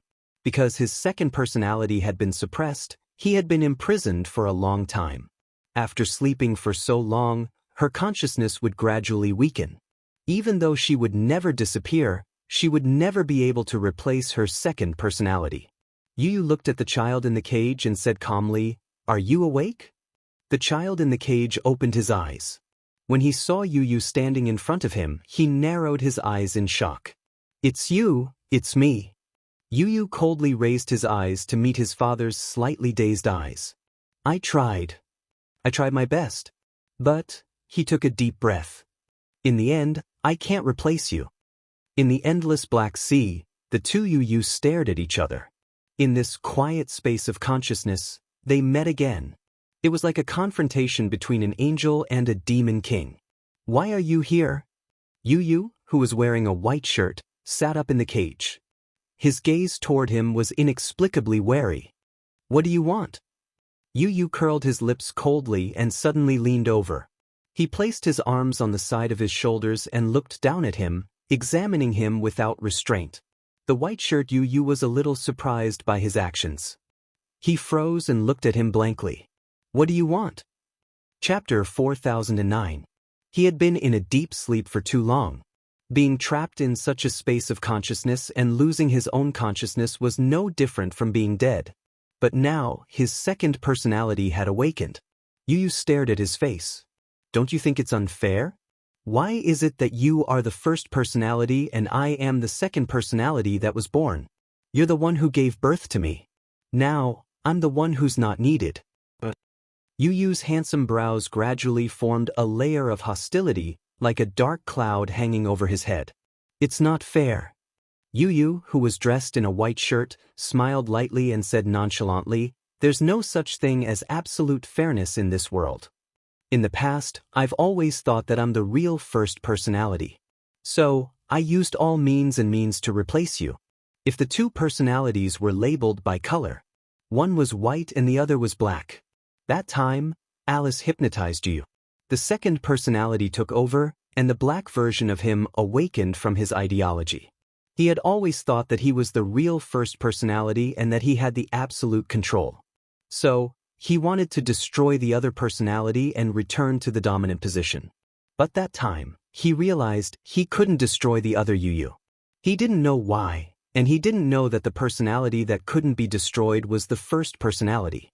He still thought that he was the first personality and that this body originally belonged to him. He should take it back. Until he heard the conversation between Gong Xiaoying and Xianxia, he realized that the first personality could never be destroyed. It would only be sealed. Then, he confirmed that this body didn't belong to him. The Mu family wasn't his home either. Xianxia, Mu Yaja, Yueyao, Hua Jin, these people who had given him warmth didn't belong to him. They belonged to Yu. The reason why he received this warmth was because they treated him as Yu, as a substitute. He was an unwanted substitute. He chose to give up. Otherwise, Mommy would be very sad. She wanted the old Yu to come back to her, so he might as well fulfill her wish. He was willing to give up everything just to let the real Yu return to Xianxia's side. He didn't deserve happiness. That was because he was born from darkness to begin with. Even if his heart was closer to sunlight, the child of darkness was not qualified to receive sunlight. Yu smiled and abruptly clasped his brother's shoulder, swapping their positions. At that time, Yu had already been swapped. "What are you doing?" Yu, who was wearing a black shirt, slowly closed his eyes. He gripped his brother's wrist tightly and led his hand to the handle.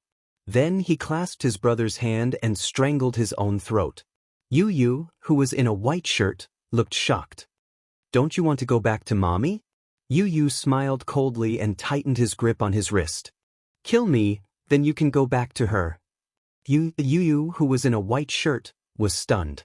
The two of them were in a stalemate, maintaining this position. "I'm only giving you one chance now." Chapter 4010. "Before I regret it," Yu whispered into his ear. His low voice was even more depressing than the dark sea. "Kill me." "Why? Don't you want to kill me?" He found it strange. If it were him, he would not hesitate to completely wipe out the second personality so that it would no longer threaten his position. Why was he hesitating? He even asked him, why? Yu Yu's lips curved into a smile. His calm expression, coupled with his white shirt, was as bright and dazzling as the morning sun. Do you know? If I wanted to kill you, I would have had the ability to do so back then. But I had no choice because I am different from you. I am the first personality. I will not die, but you will. You are another me, and I am another you. This life is made up of us equally. But I have been occupying this body for so many years. Yu sucked in a deep breath of cold air as he held his aching forehead. I'm sorry. All these years, I've taken Mommy's love for granted. I've taken all their love for granted, leaving you with nothing but hatred and killing. When he was young, those dark memories eventually formed the second personality. At that time, the personality had just taken shape and Yu wanted to suppress him. He did not know that he had dual personality. But in his subconscious, he could see the other personality clearly. Sometimes, it was in his dreams. Sometimes, it was in real life. He was worried that the second personality would gradually take over him and even hurt his family. He had never thought that the second personality was also a part of life and that it also craved warmth. He had always defined this personality as evil and had been suppressing it. No matter how he resisted, Yu would not give him a chance to take over his body. Hence, all the happiness in the past 8 years had nothing to do with him. He had taken over all the good things and left the darkness and pain to him. The second personality, Yu, was born in pain and oppression. But from the beginning to the end, he lived in a world of oppression. He also wanted to experience what light was, what happiness was. Hence, when Alice hypnotized Yu, the first personality was hypnotized and the second personality finally broke through the cage and sealed the first personality. But at that time, Yu did not resist. Instead, he chose to sleep. He wanted the second personality to be free, even if he could not return to Xianxia. Yu's pupils constricted. The dark fog in his eyes became more intense. Yu, I also want you to experience what it is like to be family. So, I am willing to sleep. I just pass the warmth that belongs to you. Yu, who was wearing a white shirt, suddenly hugged him tightly as he furrowed his brows in guilt. Chapter 40:11. Yu said in a low voice, "We can coexist." Coexist? Yu scoffed as if he had heard the funniest joke. We've coexisted for so many years, but we can't get along well at all. Instead of coexisting unfairly, it's better to destroy each other. I'm willing to share my warmth with you. Yu said seriously, I'm willing to share the love of mommy, daddy, brother, uncle, and all the family members. I don't want to. Yu was extremely stubborn. It's either I have it all to myself, or I can't have it. As he spoke, he held Yu's hand and pulled it to his neck again. Kill me. Give me freedom. As he said that, he curled his lips. I'm not needed at all. As soon as he said that, he couldn't hold back his tears anymore and they fell from the corners of his eyes. She wants you, not me. Xianxia hoped that the original Yu would return to her side. Since she hoped so fervently, he might as well fulfill her wish and return the original kind, cute, innocent Yu to her side. And he had always been used as a replacement. He was needed because of his existence. That was why Yu was still alive. Xianxia had always been waiting for Yu to return to her side, but not for him. It wasn't that he didn't try. He tried hard to be like Yu, trying hard to force a smile, trying hard to bring them warmth. However, he couldn't do it. After all, they were two different personalities. He couldn't do it, and he couldn't replace him. Hence, he was willing to give up this position. Yu grabbed his wrist tightly and said in a low voice, Mommy needs you. Go back to her side, okay? His tone was inexplicably gentler. When he looked at Yu, his gaze was no longer as hateful as when he used to look at Yu. Yu had grown a lot in the past year. Xianxia made him understand that in addition to hatred and darkness, there was also light and happiness in life. Life was very cruel. He recognized this cruelty, hated it, and viewed it with enmity. But Yu was the only one who still loved life bravely after deeply understanding the cruelty of life. He was the real hero. He was the only one who had the right to take control of life. I'm not Yu, I'm Gong Fan. Gong Fan smiled. The real Yu is you. Kill me. He held his hand tightly, giving him strength. His dark and turbid eyes instantly became clear. Kill me, and I'll give you back your freedom. A strong gust. His snow-white shirt was slightly wrinkled from the wind. Yu stared blankly at the child lying beneath him, calmly facing destruction. He gradually lost control of his hands, as if they were being controlled by his consciousness. His hands were strangling his neck and accumulating strength. Gradually, Gong Fan felt that the pressure on his throat was getting more and more suffocating. His face turned red, and then the color gradually faded. He frowned and said hoarsely, "I don't regret it," he murmured and closed his eyes. At that moment, Yun Shirshir's gentle smile and the scenes of them spending time together flashed past his eyes like a merry-go-round. It wasn't that he didn't want to leave. It was just that this reluctance was accompanied by a fatal suffocation and that illusory consciousness gradually dissipated. Chapter 40:12. Xiao Yichen was drenched in cold sweat as he sat up from the bed in shock. He had a dream. In his dream, he saw two Yu. One was wearing a white shirt and the other was wearing a black shirt. The Yu in the black shirt was lying flat on the surface of the sea. He was holding onto the other Yu's wrist and forcing him to kill him. Yu, he turned around and looked at the other side of the bed. He didn't know when, but there was an empty space on the other side of the bed. Yu. Xiao Yichen immediately got out of bed. He shuffled his slippers in a panic and opened the door. However, he didn't see Yu. He felt inexplicably uneasy, and it wasn't just because of the dream. The telepathy between the twins made him realize that Yu was in danger. Yu. Xiao Yichen walked to the balcony. Through the floor-to-ceiling window, he saw a lonely figure sitting on a swing by the flower bed in the back garden. Yu sat on the swing with his head lowered. The morning sun shone on his body, giving him a golden glow. Xiao Yichen heaved a sigh of relief. He opened the door and walked into the back garden.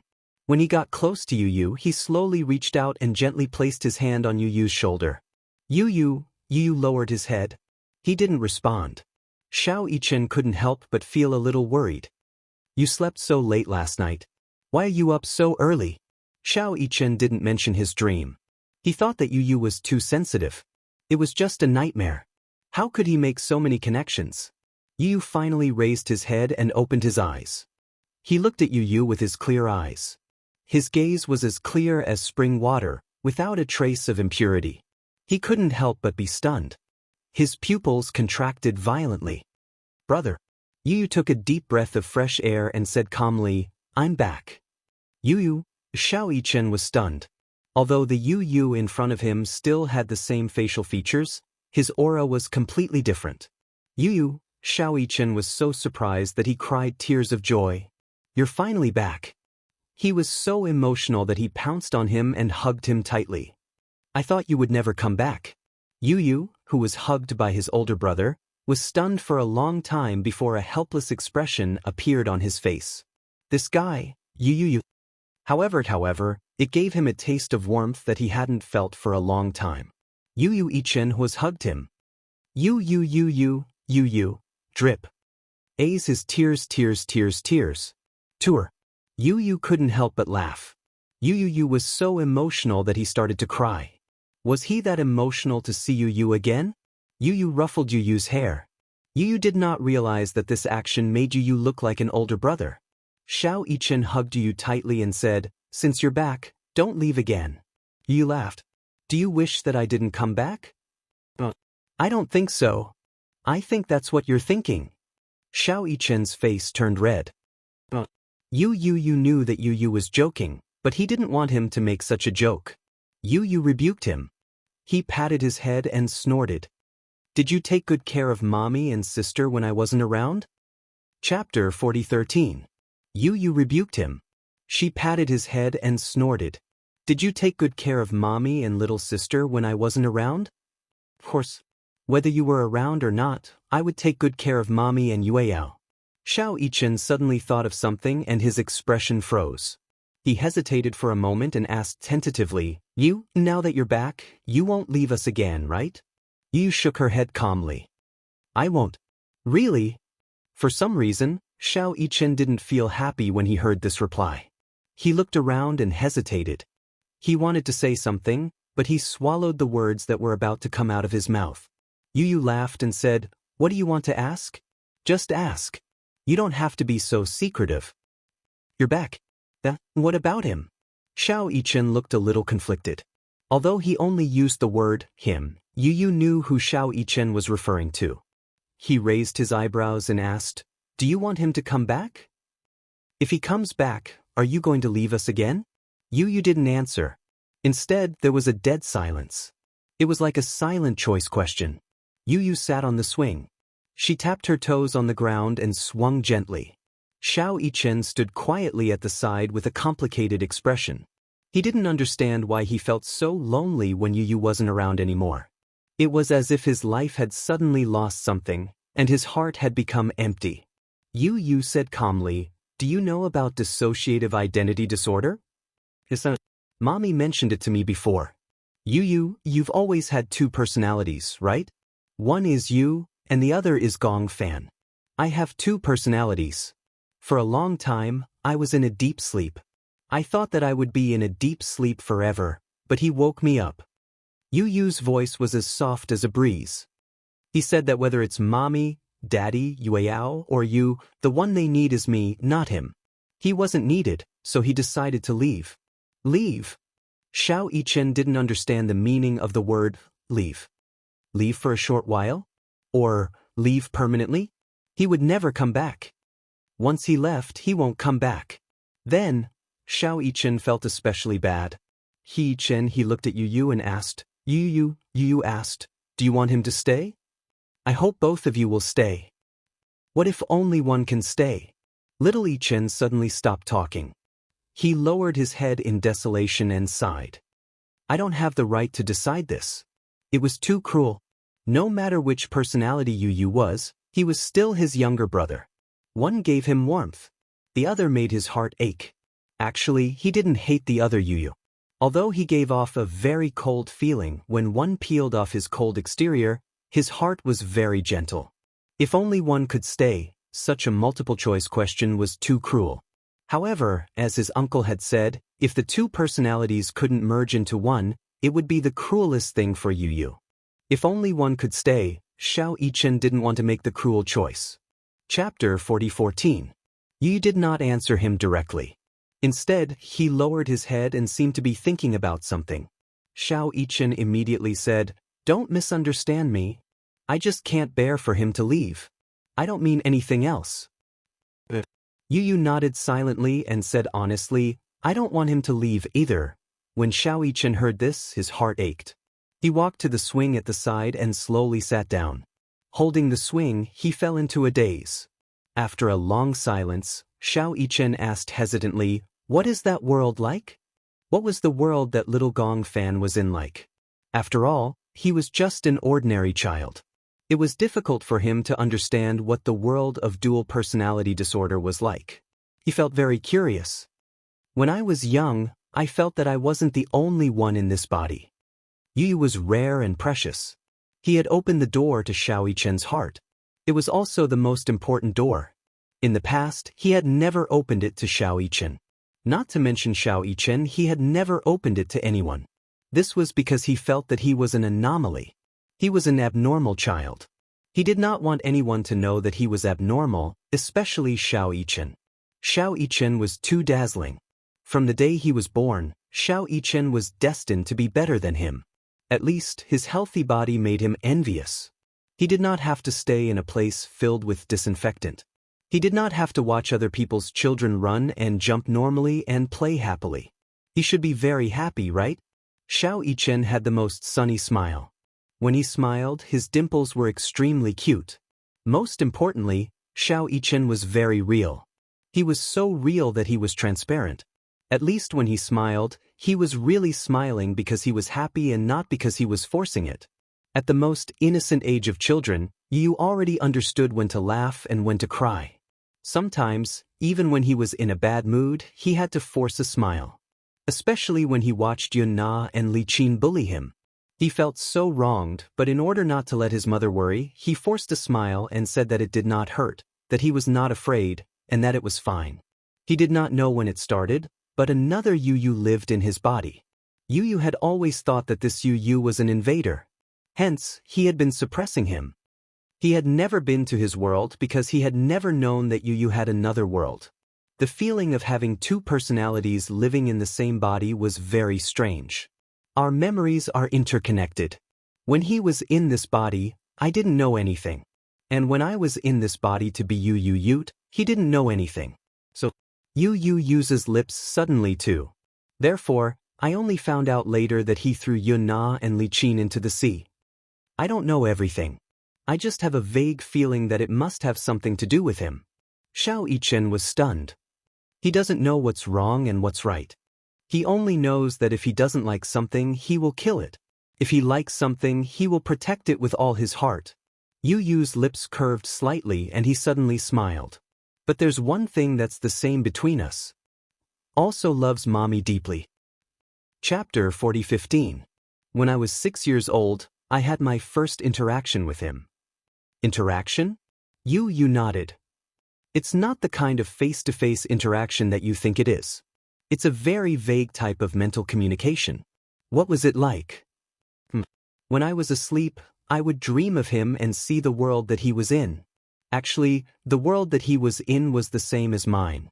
He lived in the same house and had the exact same furnishings as my house.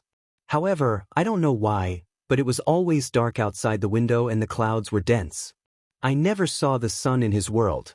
Yu paused for a moment and suddenly became serious. From then on, I started to suspect that I had a second personality. I read some relevant information. Xiao Yichen furrowed his brows. I noticed that you were very different. In front of mommy, you were always innocent and cute. However, in front of me, daddy, and Li Hanlin, you were completely different. Was that also you? Yu closed his eyes and answered honestly, that wasn't me. Xiao Yichen suddenly muttered, then, you were always cold in front of me. That wasn't you too? Sometimes it was me. Were you the one who said that to me? Sometimes it was me. Sometimes it wasn't. That means, Xiao Yichen clutched his chest and suddenly felt a pang in his heart. Regardless of whether it was Yu's first personality or Yu's second personality, in any case, did they all despise him? His heart ached. Yu laughed and patted his head. Because when I met you, I couldn't control him anymore. In fact, I felt that he was a very talented personality. Why do you say that? In the business world, he was definitely a genius. Back then, those toy designs were indeed drawn by me. It was just purely out of interest. However, one time he ran out and looked at my designs. Then he handed them over to a company. Even I didn't know about this. I think he would have come out a long time ago, but I can't interfere with his memories, so I don't know his memories when he was in this body, so I thought he didn't come out. Little Yichen was stunned to hear that. In other words, he doesn't know what you did and what happened when you were in this body, right? Yes. Then you don't know what happened to him as this body. I don't know. However, maybe it's because of the main personality. If it's something that's particularly emotional, I'll know a little bit. Xiao Yichen furrowed his brows and reorganized his thoughts. I understand. He was the one who created the glory of Leji Holdings and came up with the heavenly plan, right? Yes. Yu nodded. Sometimes, he and I would take turns and we would swap places very quickly. Perhaps in the blink of an eye, we would have swapped places. Therefore, my memories are always different. What kind of difference? Yu recalled and said, I remember one time when I went to school to study. I clearly remember that I had just left the house in the morning, but when I opened my eyes, mommy was already standing in front of me. When I looked at the sky, it was already evening. Chapter 40:16. Yu turned around and said seriously, in other words, he appeared after I left the house in the morning. When I returned to this body, it was already evening after school. The memory in between is no longer there, and my memory is still stuck in the morning. In the blink of an eye, it was already evening. As for what happened in between, I have no idea at all. Then I felt very tired and exhausted. I wanted to sleep. Sometimes, when the personalities switched, my heart would be overloaded. I would feel very uncomfortable. Xiao Yichen suddenly felt a chill run down his spine. Just imagining this scene was enough to make him feel terrified. Losing one's memory was the scariest thing. One of the reasons why humans were stronger than other animals was because of their memory. Whether it was studying or working, memory was an indispensable part. For example, as loyal as a dog, even if its owner mistreated it, it would mostly forget this memory. However, humans would not. They would always remember it. It would be engraved in their bones. Once they lost their memory, they would not be able to do anything. Moreover, it would be especially painful. When the personalities switched and the memories were not connected, life would become fragmented and especially painful. It was no wonder that Alice said that Yu Yu's body could not bear the burden of two personalities. This was because the alternation of two personalities was an extremely painful thing in itself. Yu Yu sucked in a deep breath of cold air and said faintly, "When I found out that this memory partition was caused by the alternation of his and my personalities, I could no longer suppress that situation. In fact, if I could have gotten treatment at that time, perhaps it would not have been so serious. Perhaps it was because I kept suppressing him, so..." He held his forehead with a headache. It seemed to be very rebellious. The more I tried to control him, the more rebellious and unreasonable he became. He wanted to control me instead. He even thought that he was the first personality. Xiao Yichen said, "In fact, I used to think that you were very scary. Because you were like a little angel in front of mommy, but in front of me, you were so cold, unfamiliar, and sharp-tongued. However, if I think about it carefully, you were not you at that time. You were just another Yu who ran out. However, he did not hurt anyone. Be it Li Qin or Yun Na, if I were in their shoes, I would deal with them too. It's just that, perhaps his way of doing things is rather extreme, but that doesn't mean that he is evil." Yu nodded and said honestly, "Yes, I'm relieved now. I don't think he is evil anymore." Xiao Yichen suddenly asked, Yu, do you believe in telepathy between Geminis?" Yu was a little surprised to hear this. "You seem to have mentioned this to me before." "Yes, before I met you, I didn't know of your existence, but I would often dream of you. In the dream, I took your point of view. I felt that it was a little unbelievable, but those scenes were too real, so real that it was unbelievable. In this world, there are many things that can't be explained clearly by science as we know it." Xiao Yichen smiled as well. Chapter 40:17. Yes. "I've mentioned to Daddy that I've always dreamed of you, but he didn't really believe me. At that time, he didn't know that you were still alive. It was only later that Daddy told me that you were weak when we were born. When the assistant arrived, you were already not breathing. They only took me away, but they didn't expect you to still be alive." Yu only lowered his head and didn't say anything. Xiao Yichen suddenly asked worriedly, "Then, has he really left?" Yu did not say a word. Instead, he sucked in a deep breath of cold air and looked up at his father. His clear and limpid eyes gradually became clouded with gloominess.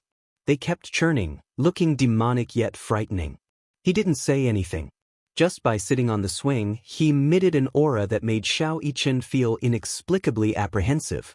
"It's him." Yu didn't say anything, but his invisible aura made Xiao Yichen realize that the person in front of him wasn't the angel Yu, but the little devil Gong Fan. "You seem to want me to leave." Gong Fan spoke. His tone made Xiao Yichen even more certain that Gong Fan hadn't left. Xiao Yichen was pleasantly surprised. He didn't know how to hide it, so this surprise jumped out from his eyes. "You're still here, Gong Fan. You didn't leave." He was so excited that he hugged Gong Fan tightly.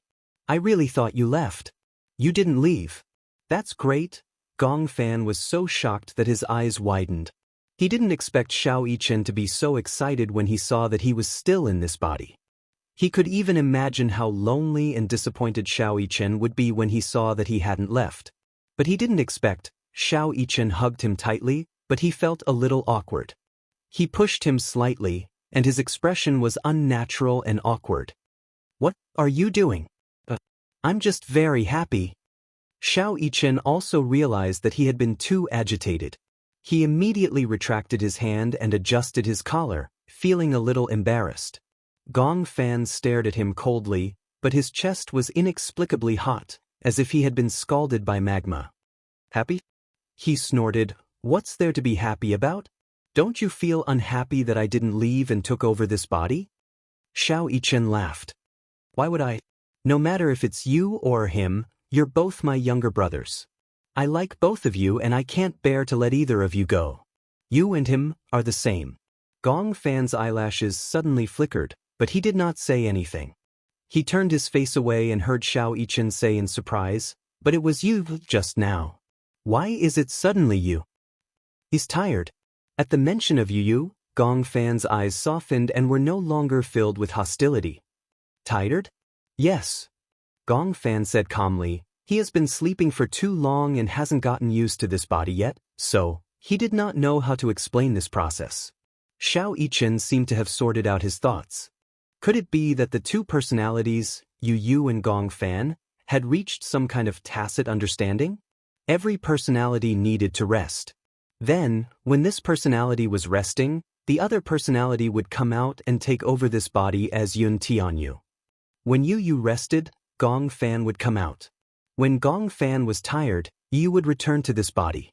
Chapter 40:18. If Yu rested, then Gong Fan would come out. If Gong Fan was tired, then Yu would return to this body? That should be the way to interpret it. Xianxia did not probe further. It seemed that Gong Fan was in a bad state.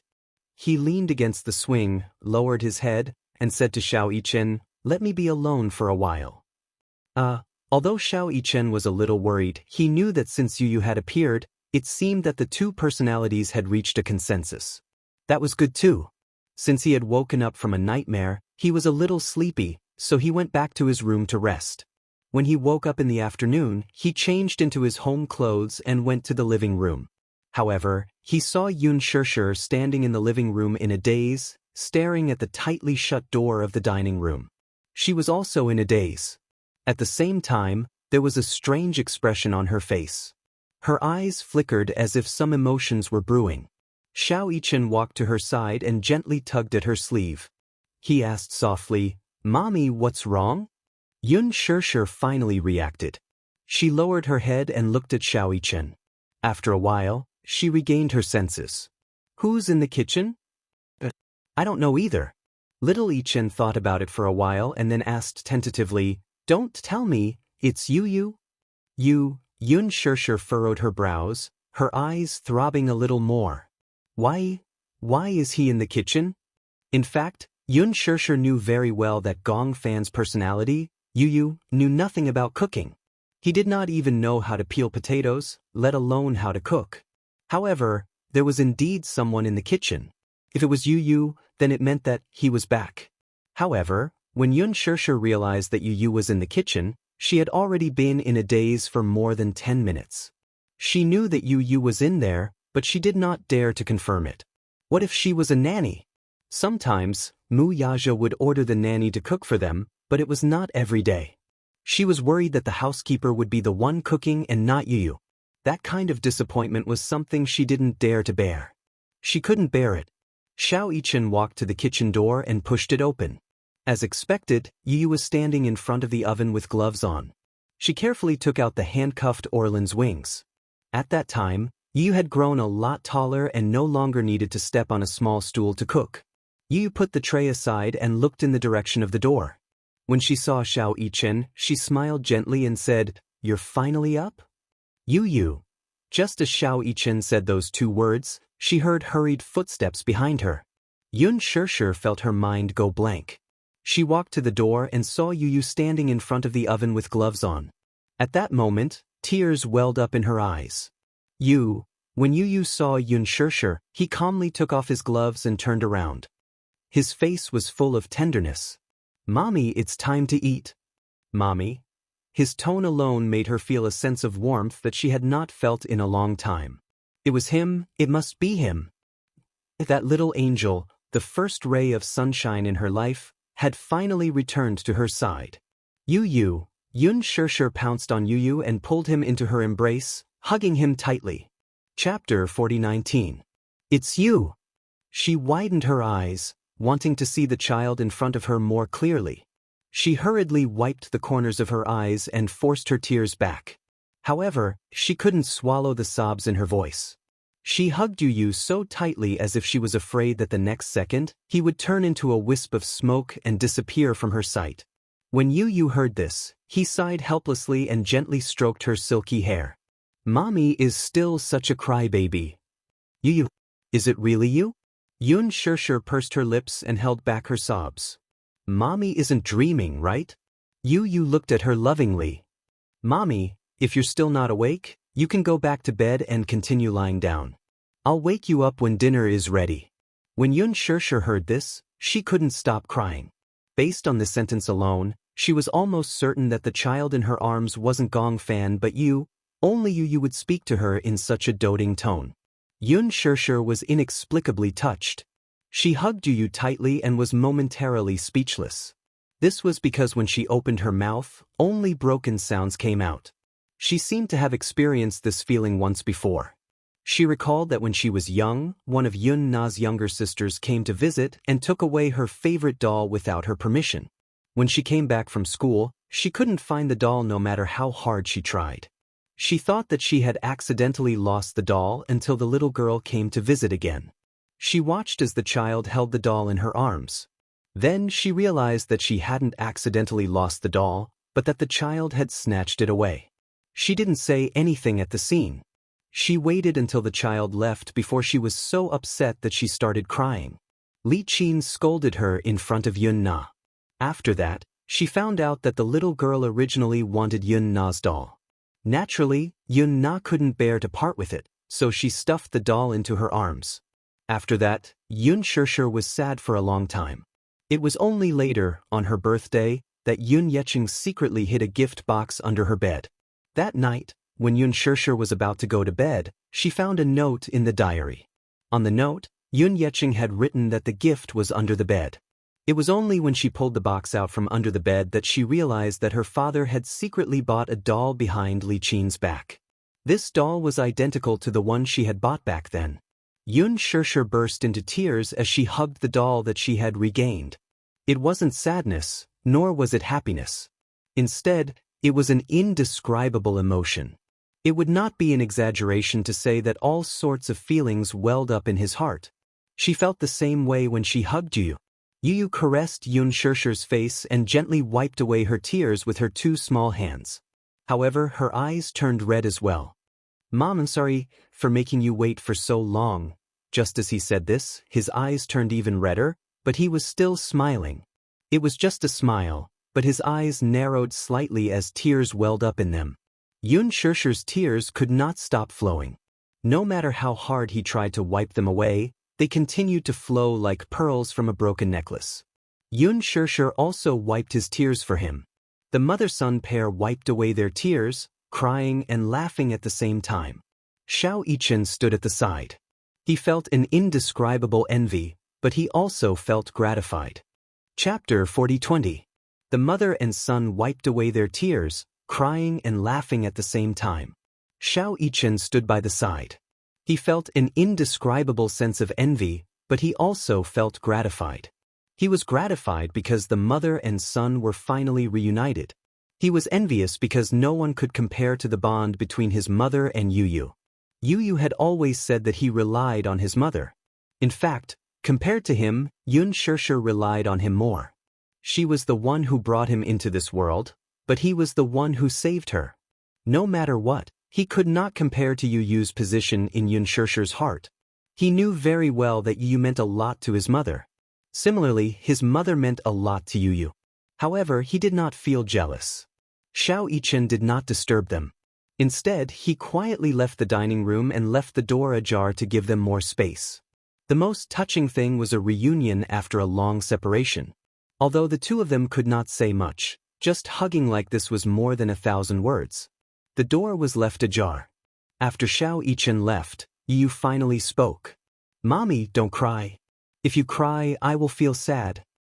His heart felt like it was being cut by a knife. Xianxia pouted and complained to him coquettishly, Mommy thought that I would never see you again.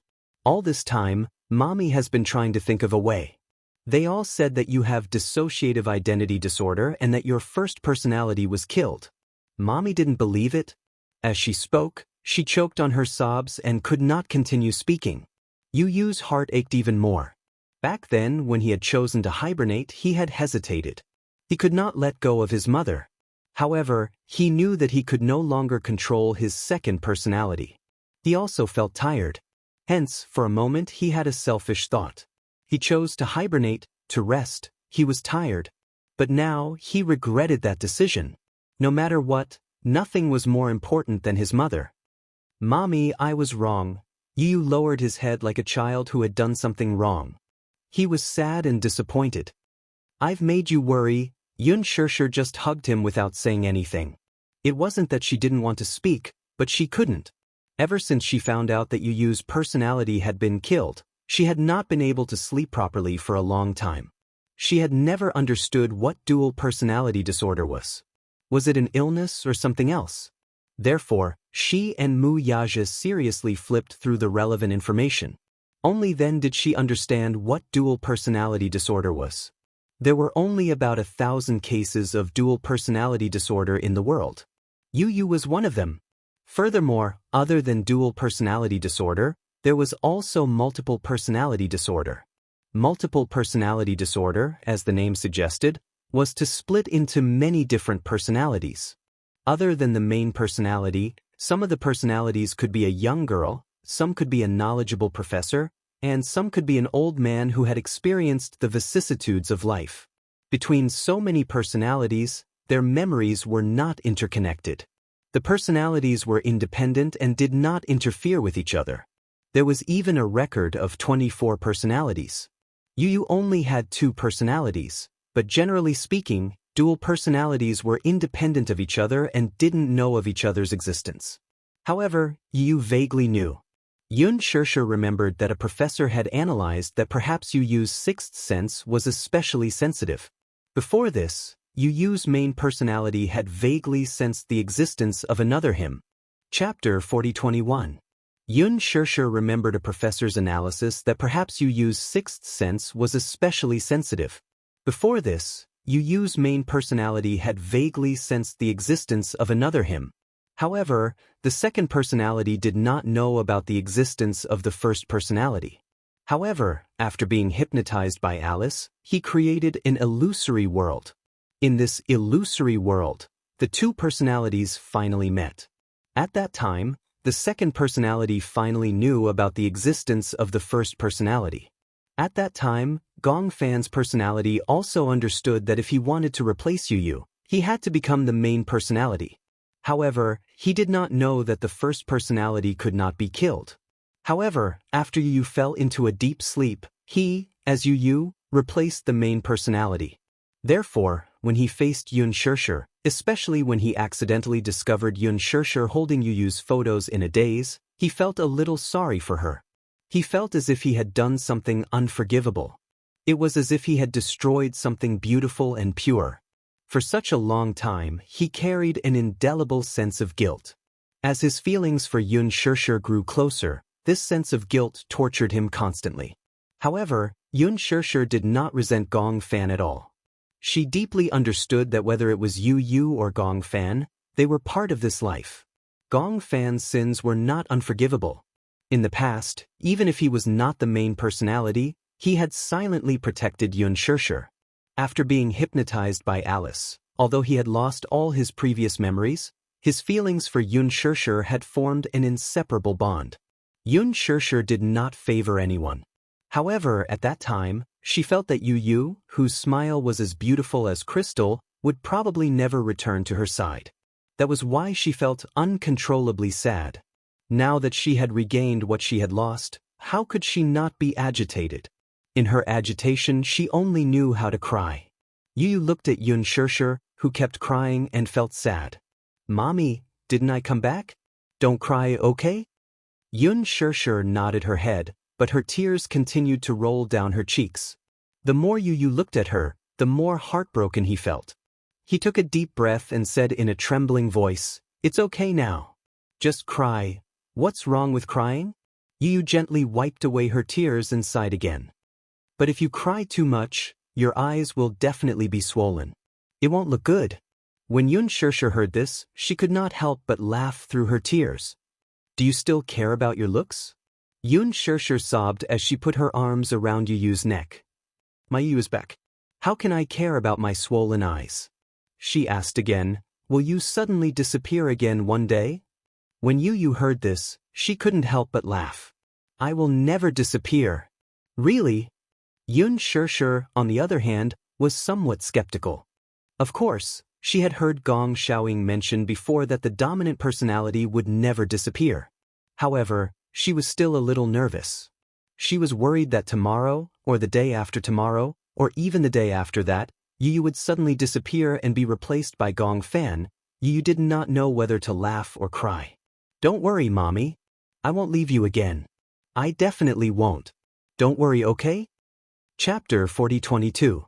Xianxia nodded and suddenly thought of something. Her eyes narrowed and she asked tentatively, well, what about him? Previously, Alice said that your personality was killed. I always thought, Xianxia calmed herself down and said sadly, I thought you would never come back, so he is not dead.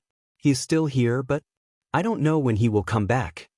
Yu continued, but Mommy will definitely see him again. Xianxia was relieved to hear this, but she was worried about something else. You two coexist? But your body won't be able to hold on, right? Yu did not answer this question directly because even he did not know how long the two personalities could last. Mommy, you don't have to worry about this. Even if you do, you can't do anything. Xianxia did not say anything else. Xingyu Financial Group. In the president's office, Wuxia was looking at his laptop, but his eyes were in a daze. No one knew what he was thinking. He didn't know why, but since yesterday, his heart had been inexplicably uneasy. His cell phone suddenly rang. He picked it up and saw that it was Xianxia. He was a little surprised. If there were no special circumstances, Xianxia would not call him when he was working. Either she had encountered something troublesome, or he did not dare to think too much and asked nervously, What's wrong, Xianxia? Are you coming back for lunch? What's wrong? What's the matter? Under normal circumstances, he would eat at the company, but she suddenly asked him if he was coming home for lunch. He became more and more suspicious that something had happened. Nothing much. If you are free, come back for lunch with me at noon. How about it? Wuxia raised his eyebrows. Hearing her brisk tone, his heart calmed down. Okay, Madam invited me. How can I not reply? Did you peek at my script? Why are you speaking like an ancient person? Wuxia gently curled the corner of his lips and said indifferently, Ever since you accepted this role, you've been holding onto the script. Of course, your husband wants to see what kind of script has you so captivated. I knew it. Xianxia pouted and immediately said, All right, I won't joke around anymore. Come back soon. Yu has prepared a surprise for you. Yu? Sure, you can't reveal confidential information. Xianxia was probably worried that she would reveal too much, so she quickly hung up the phone. Wuxia put his phone away and closed his laptop. He immediately stood up and walked to the door, where he bumped into Lu Jinyu. Lu Jinyu was looking for him. Boss, what are we eating for lunch today? Wuxia glanced at him. You can eat it yourself. Lu Jinyu sized him up suspiciously. But aren't you coming with me? No. Did you make an appointment with someone? Lu Jinyu even pretended to sniff. Hey, who did our boss make an appointment with for lunch? There's something fishy going on. I have to report it to sister-in-law. Sure. I'll go home for lunch. You can report it to her.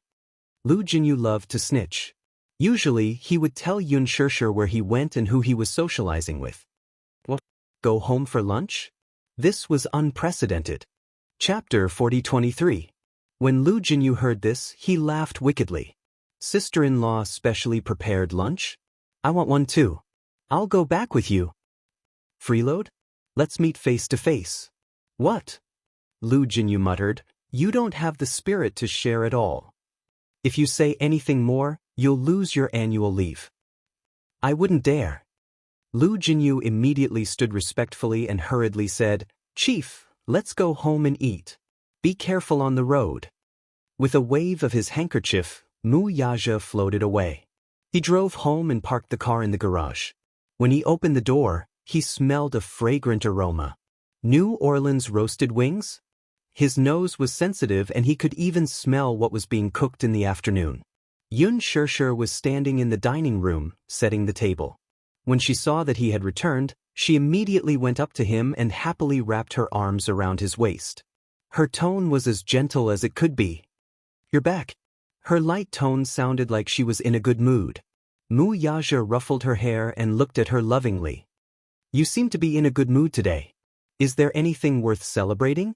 "Of course there is." Xianxia hugged him and rubbed against his chest coquettishly. Then she turned around and said to the kitchen, "Yu, is it done?" "It's done." Mu Yaja looked in the direction of the voice and saw Yu walking out with a soup pot. When he saw Yu wearing an apron, he was surprised for a moment. This was because Mu Yaja's personality was extremely bad at cooking. He also didn't know how to do housework. However, he had inherited Mu Yaja's outstanding talent in military and business matters. Usually, when Xinyu encountered any difficult cases, he would be able to give advice and suggestions. However, when it came to housework, he was completely clueless. Only Yu's personality was good at doing housework. Mu Yaja looked suspiciously at Xianxia and then at Yu. Yu carried the soup pot to the table and then looked up at Mu Yaja with a gentle smile. "Daddy, let's eat." Mu Yaja became even more bewildered. His eyes widened in disbelief. "How can you cook?" He then looked at Xianxia, only to see that Xianxia was deliberately keeping him in suspense, but she didn't say anything. When Yu heard this, she couldn't help but laugh. "Mommy, didn't you tell Daddy about this?" "No, you can tell him yourself." As she said this, Xianxia sat down at the table and looked at the table full of dishes that Yu had prepared. She was drooling. Yu frowned helplessly and looked at Mu Yaja. She cleared her throat awkwardly and said proudly, "What's the matter? Daddy doesn't seem to welcome me back?" If Mu Yaja still didn't understand what was going on, then he wouldn't be Mu Yaja. "It's you?" Mu Yaja was extremely surprised. "You're back." Yu nodded and said calmly, "You don't welcome me back? Why are you acting so indifferent?" Mu Yaja didn't know why, but his body stiffened. He couldn't believe it and he was so agitated that his whole body started to tremble. "Come here." He bent down slightly until they were eye level. Then he gently opened his arms and said, "Come here." Yu pursed her lips and walked towards him. When she was in front of him, she put her hands behind her back bashfully and her cheeks were strangely red. Chapter 40-24. Mu Yaja finally recognized him. The person standing in front of him wasn't Gong Fan, but Yu. That innocent, pure, adorable, and kind Yu. That considerate, and gentle Yu. Mu Yaja felt as if he was about to suffocate. He was choking and choking. "Yu," he called out his name, but his voice was hoarse. Even though he hadn't seen him for so long, he didn't find him unfamiliar at all. It was as if the scene of Yu standing in front of him was still yesterday. "Daddy?" He sucked in a breath of cold air, opened his bright eyes again, and opened his trembling arms. Mu Yaja saw that his fingertips were trembling nervously. His heart ached even more as he looked at him. He went forward slightly and hugged him tightly. "You're back." He sighed emotionally with a bitter expression. Yu was touched when he heard this. While he was unconscious, tears flowed out of his eyes uncontrollably. He could hear how much Mu Yaja missed him. It had been so long. More than a year. He had been in a deep sleep. Daddy must have been waiting for him to come back, just like Mommy. Xiao Yichen walked out of the corridor and happened to see this scene. He didn't know why, but he also felt extremely touched. He hid in a corner and secretly watched. After a while, he walked to Xianxia's side and hugged her waist to watch the scene with her. The father and son didn't seem to be like the relationship between Xianxia and Yu. They didn't talk much and didn't make much physical contact. They just hugged each other like this. However, for some reason, Xianxia felt an inexplicable heartache for him. However, it also gave her a very warm feeling. This was the bond between Mu Yaja and Yu Yu that couldn't be severed. In fact, it was different from Xianxia. Mu Yaja was a man, and a man's emotional expression was not as rich as a woman's. Usually, he did not reveal his emotions and did not speak much. Sometimes, when Xianxia missed Yu Yu so much that she could not sleep well at night, Mu Yaja would comfort her and make it seem like it was an understatement. What was the truth? Mu Yaja's longing for Yu Yu had never diminished. Hugging Yu Yu, Mu Yaja let out a long sigh and said in a deep voice, "Yu Yu, I miss you so much." These words made the boy's tears flow out of his eyes. He held back his tears, pursed his lips, and hugged his neck even tighter. "Daddy, I miss you too." Yu Yu hugged him and said sadly and emotionally, "I miss you all the time." They had been looking forward to this moment of reunion for so long. Now that they were finally seeing each other again, Yu Yu felt as if there was hot lava gathering in his chest and flowing against his blood to his head and limbs. When Xianxia saw this scene, she felt as if her heart had been injected with countless things called warmth. She did not dare to disturb them, nor could she bear to disturb them. She just watched as they hugged each other. It was so quiet that even their breathing was very, very light. When Mu Yaja sat at the dining table with Yu Yu in his arms and looked at the sumptuous spread on the table, he felt very emotional. "It seems like it's been a long time since I've eaten Yu Yu's cooking." When he said this, Yu Yu found it strange and asked, "He doesn't know how to cook?" They knew very well who Yu Yu was referring to. Chapter 40-25. Little Ichen immediately replied, "No, I don't. He doesn't know how to cook or do any housework." He paused for a moment before he added, "But he is much smarter than Yu Yu." Also, when Yu Yu heard this, he lifted his eyes and looked at Xiao Yichen with a kind expression. With just one look, Xiao Yichen felt as though he had seen hell through his eyes. Xiao Yichen said, Yu Yu is still the cutest." Yu Yu finally stopped looking at him. He blinked his eyes gently and snorted. "At least you know what's good for you." Xiao Yichen laughed and immediately covered his face. However, he thought to himself, is this really not Gong Fan?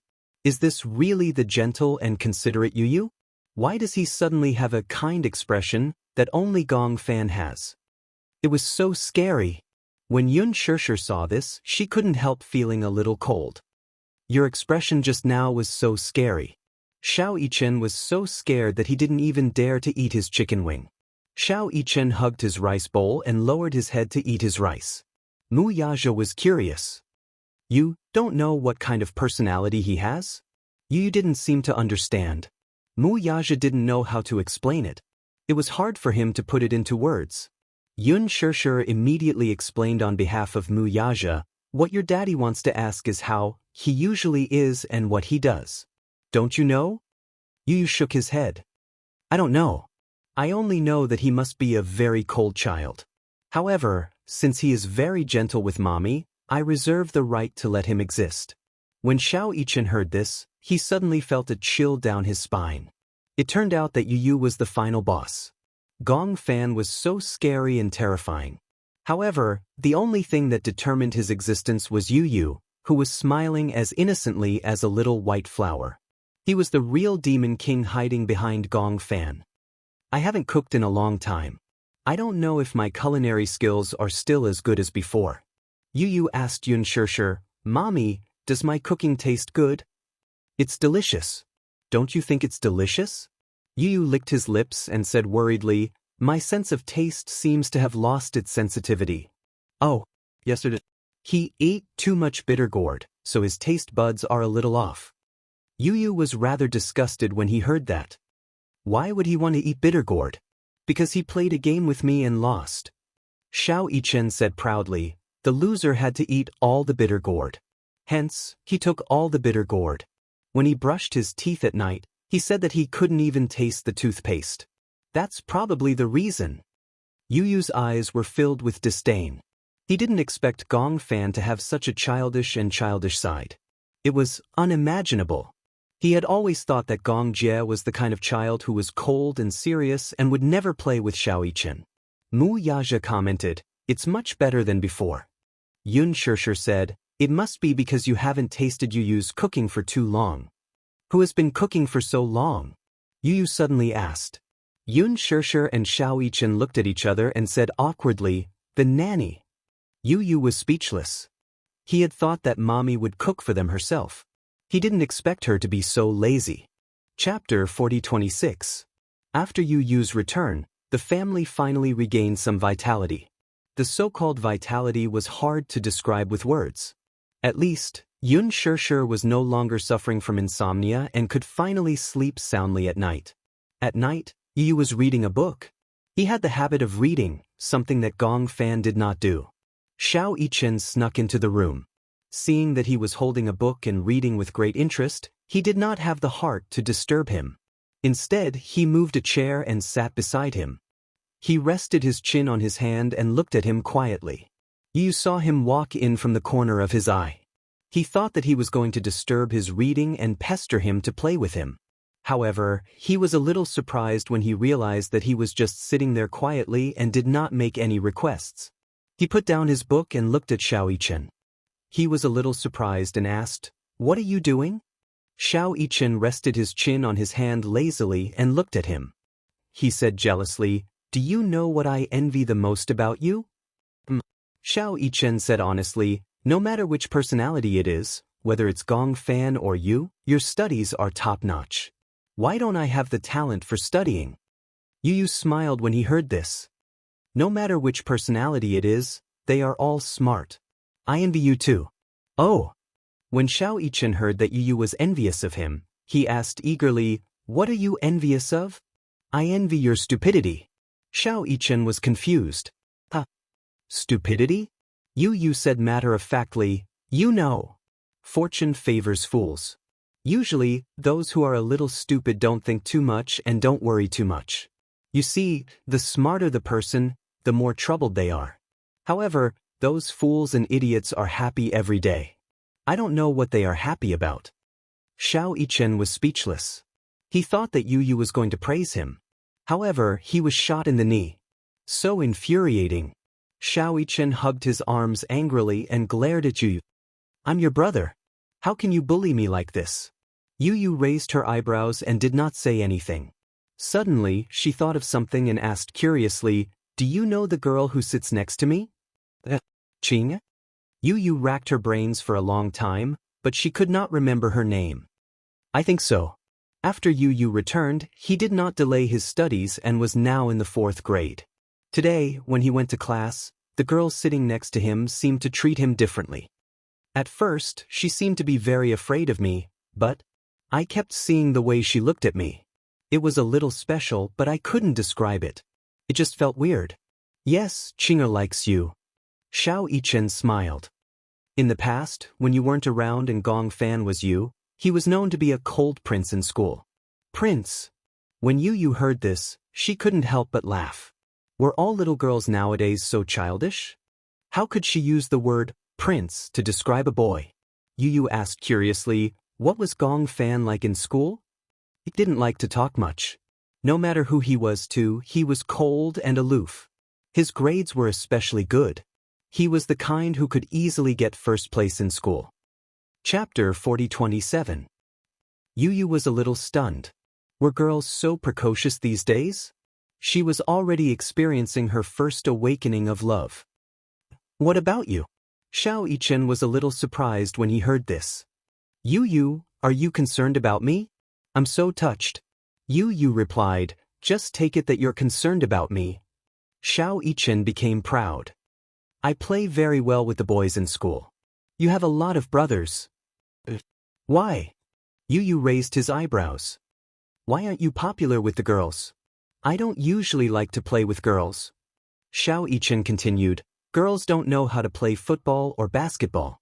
They can't even swing a tennis racket, so we can't play together." "I see." Yu picked up his book again and started reading quietly.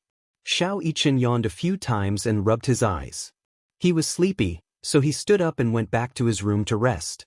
Xiaoyichen and Yu were in the same school and class. They sat in the same row, front and back. However, the two people's results were very different. Xiaoyichen wasn't bad at his studies, but he didn't like to study. Xianxia wasn't strict in this aspect. To her, Xiao Yichen and Yu were at the age when they were the least stressed. It wouldn't be too late for them to focus on their studies when they were in junior high school. They should play well in elementary school. Moreover, boys in elementary school were very energetic. She didn't want her two children to be bookworms who only knew how to study. Yu was different. He liked to read. Although Gong Fan wasn't as interested in books as Yu, he liked to read many reference books and foreign books. He also liked to read novels, mystery books, and suspense books. On the other hand, Xiao Yichen was very playful. He played soccer, basketball, and especially tennis. His skills were top-notch. In this aspect, Yun Shishir was more indulgent. She even learned how to play tennis. When she had nothing to do, she would play with Xiao Yichen. But in the end, it was embarrassing. She was an adult, but she couldn't play as well as Xiao Yichen. Xiao Yichen and Yu were quite popular in school. Don't look down on children nowadays. They are all very mature. Girls liked to watch idol dramas and began to read romance novels. They also had hazy fantasies about love. There were also two couples in Yu's class. However, Yu did not like to play with girls. During class that day, Yu came to class. Just as she was about to put her bag on the table, she found something in it. She took it out and it turned out to be a box of Godivan chocolates. The quality of the chocolate was not low, and the price was not low either. A box only cost a few yuan, but it cost a few hundred yuan. The school he attended was the most famous elite school in the capital. Most of the children who studied here were born rich and had extraordinary family backgrounds. Their pocket money for a day was equivalent to a month's salary for an ordinary wage earner. It was natural for them to be able to afford such expensive chocolates. Yu stared at the chocolates in a daze. She wondered who had sneakily stuffed them into her desk. Her desk mate, Qing, returned to her seat. When she saw the chocolates in Yu's hand, she blushed but did not say anything. She sat upright in her seat and took a book to cover her blushing face. Chapter 4028. From the looks of it, this box of chocolates was a gift from Qing. However, he didn't eat chocolate.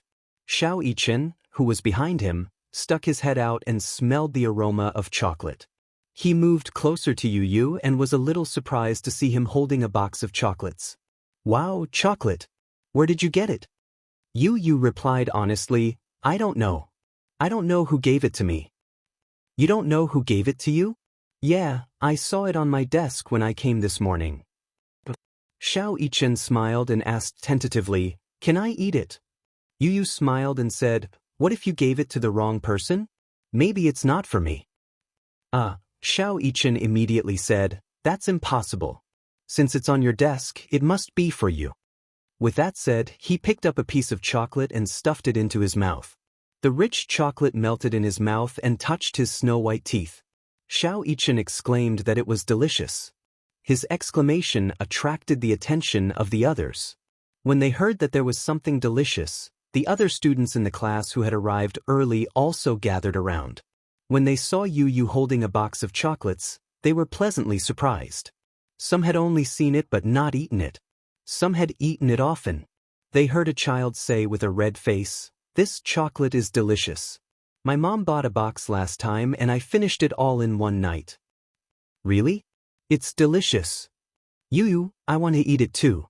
Can I eat it? I want to eat it too. Yu was very generous. He placed the box on the table and said with a smile, If you want to eat it, go ahead. In no time at all, the box of chocolates was quickly emptied. At this moment, Qing'er's expression changed. She looked at the classmates with dissatisfaction and asked Yu, aren't you going to eat it? She was still a little angry as she said, If you all finish the chocolates, what will Yu eat? Xiao Yichen didn't know what was going on. With his low EQ, he snorted and said, You didn't give it to him. Why are you so agitated? When Qing'er heard this, she felt even more embarrassed. She muttered, How am I agitated? I saw that Yu didn't eat a single piece, so I felt wronged for him. The classmates looked at each other and smiled. Yeah, Yu, aren't you going to eat? Yu. Yu is too generous. He gave the chocolates to others but didn't get to eat any himself. The boy smiled faintly. I don't like chocolate. It's fine as long as you think it's delicious. He didn't know how many people were mesmerized by his smile. Yu Yu looked very good when he smiled. It was especially charming. He didn't smile as brightly as Xianxia. He only curved his lips slightly, revealing his white teeth. His delicate eyebrows relaxed and his eyes curved like crescent moons. It was especially beautiful. Although he was young, he still had a gentle temperament. Even Xianxia couldn't help but stare blankly at his exquisite side profile. She didn't regain her senses for a long time. Yu Yu, you're smiling again. Yu Yu looks really good when he smiles. The group of children looked as if they had discovered a new world. They pointed at Yu Yu and made a big fuss. Yu Yu, on the other hand, was scared out of his wits. Xianxia saw that he was in a daze and immediately explained, "You rarely smiled in the past, so of course they're making a fuss over nothing." Chapter 40:29. As he said this, he put his arm around Yu Yu's shoulder and boasted to the others, "My brother looks good when he smiles. Don't crowd around here, it's almost time for the morning reading." As soon as he said this, a group of girls excitedly squeezed past Xianxia and started talking to Yu Yu. "Yu Yu, smile again. You look especially charming when you smile. Smile again." Xianxia was a little uncomfortable. In fact, Yu Yu had already guessed that she was the one who had given him this box of God-Ivan chocolates. She had saved up some pocket money and bought a gift box. She was the first to arrive in class and secretly stuffed the box of chocolates into her desk. In the end, Yu Yu came and opened the box of chocolates. She secretly observed him but still did not see any change in his expression. She thought that he did not like it. In the end, the group of people crowded around her. Before long, all the chocolates were snatched away. She could not help but feel a little angry. This box of chocolates was a gift from her to Yu Yu. Even if he did not like them, they would be eaten by irrelevant people if they were to rot in his hands. Xianxia was a little angry. Yu Yu also observed her expression but did not say anything. During the morning reading, Xianxia was still angry when Yu Yu suddenly passed her a neatly cut note. She was a little surprised and pleasantly surprised. She took the note and saw a line of delicate and beautiful handwriting. "Thank you for the chocolates." Xianxia looked up in surprise and saw Yu Yu looking at her sideways. He raised his eyebrows and blinked. It meant that he knew that this box of chocolates was from her. Xianxia did not know why, but she felt wronged and replied to him. "The chocolates are for you, but you didn't eat a single piece. I'm so angry." There was even an angry emoticon at the end. After a while, another note was passed over. It said, "I don't like chocolates, but isn't it good to share good food with everyone?" There was also a warm emoticon at the end. Xianxia finally mustered her courage and replied, "Can I talk to you?" Yu Yu was a little surprised when she saw this. Had she not spoken to him even though they had been desk mates for so long? No wonder Xianxia felt a little jealous when she saw him smiling at the other students. It seemed that Gong Fan usually did not talk to her. In fact, that was indeed the case. Xianxia had once mustered up the courage to talk to Gong Fan, but in the end, she was blocked by Gong Fan's cold gaze. He was so scared that he almost cried. After a while, Yu Yu's note arrived. "Sure. Happy face." When Xianxia saw this, she smiled knowingly and carefully kept the note into the pencil case, as if she had found a treasure. This was the note that Yu Yu had sent to her. It was also the first note that she had sent to him.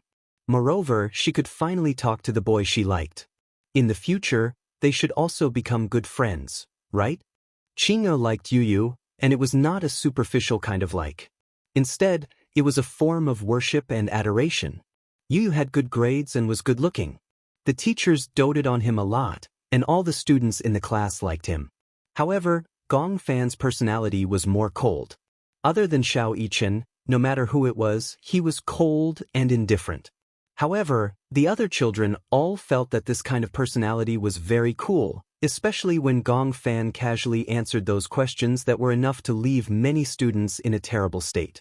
Their admiration for him was even more evident in their words and expressions. Chapter 40:30. However, one day, Gong Fan was no longer as cold as before. After Yu Yu returned to school, he was no longer as cold as before. Gradually, some children mustered up the courage to talk to him. Although they were afraid that Yu Yu would reject them or treat them coldly, they pretended not to see or hear him. In the end, the gentle Yu responded to them with a smile. This encouraged the children in the class and they all went up to talk to him. Only Qing'er did not dare to. In the past, she had mustered up the courage to speak to Gong Fan, but Gong Fan did not even look at her in the eye. Qing'er became a little disappointed. She thought that Gong Fan hated her. This time, Yu replied to her with a note, which encouraged her. When class was over, she sat in her seat, hesitating. The children in the class had run to the corridor to play. The field was downstairs. Some children took the opportunity to play games on the field after class. There were only a few people left in the classroom. Yu sat in his seat and was reading a mystery novel. Qing'er took a look and saw that the title of the book was in English. Although she had studied English for 3 years, she still found it difficult to understand. Yu looked very charming when he was reading. He lowered his head.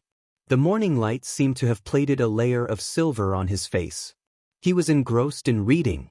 His fair jade-like fingers pinched the pages of the book and flipped a page from time to time. Qing'er looked around and finally mustered up the courage to speak. "You, what book are you reading?" Yu was pulled back from his thoughts by her voice. He returned to his senses and said calmly, "Murder on the Orient Express." "Wow, this book title sounds so scary. It's a mystery novel. I've read the translation before, but this is the original book. I plan to read it again." After a pause, Yu explained again, "I like reading mystery novels." Mystery novels? Qing'er thought for a moment and immediately thought of it. Mystery novels, are they the same as Detective Conan? Yes. I've also watched Detective Conan before. It's very good. That means that we all like the same things. I like to reason too. Qing'er wanted to get closer to Yu. Yu could tell that Qing'er was trying to get closer to him, but he did not say anything. Instead, he turned around and continued to focus on his novel. Qing'er saw that he was so absorbed in reading the novel, and she didn't have the heart to disturb him. But seeing that there was no one in the classroom, if she missed this gathering, perhaps, the next opportunity to talk to him, she didn't know when would be. She finally gathered her courage and asked, Can we be friends?" Yu frowned and smiled helplessly. "Aren't we friends now?" Because of this smile, Qing'er's heart skipped a beat and she lost her mind. She lowered her head shyly and said sheepishly, "Are we considered friends?" "Yeah, I guess so." Yu smiled again and said, "All the classmates in this class are my friends, aren't they?" Qing'er's face froze when she heard this. She looked at Yu in a daze and felt a little disappointed. Her disappointment was so obvious that Yu couldn't help but ask, "What's wrong with you? Why do you look like that?"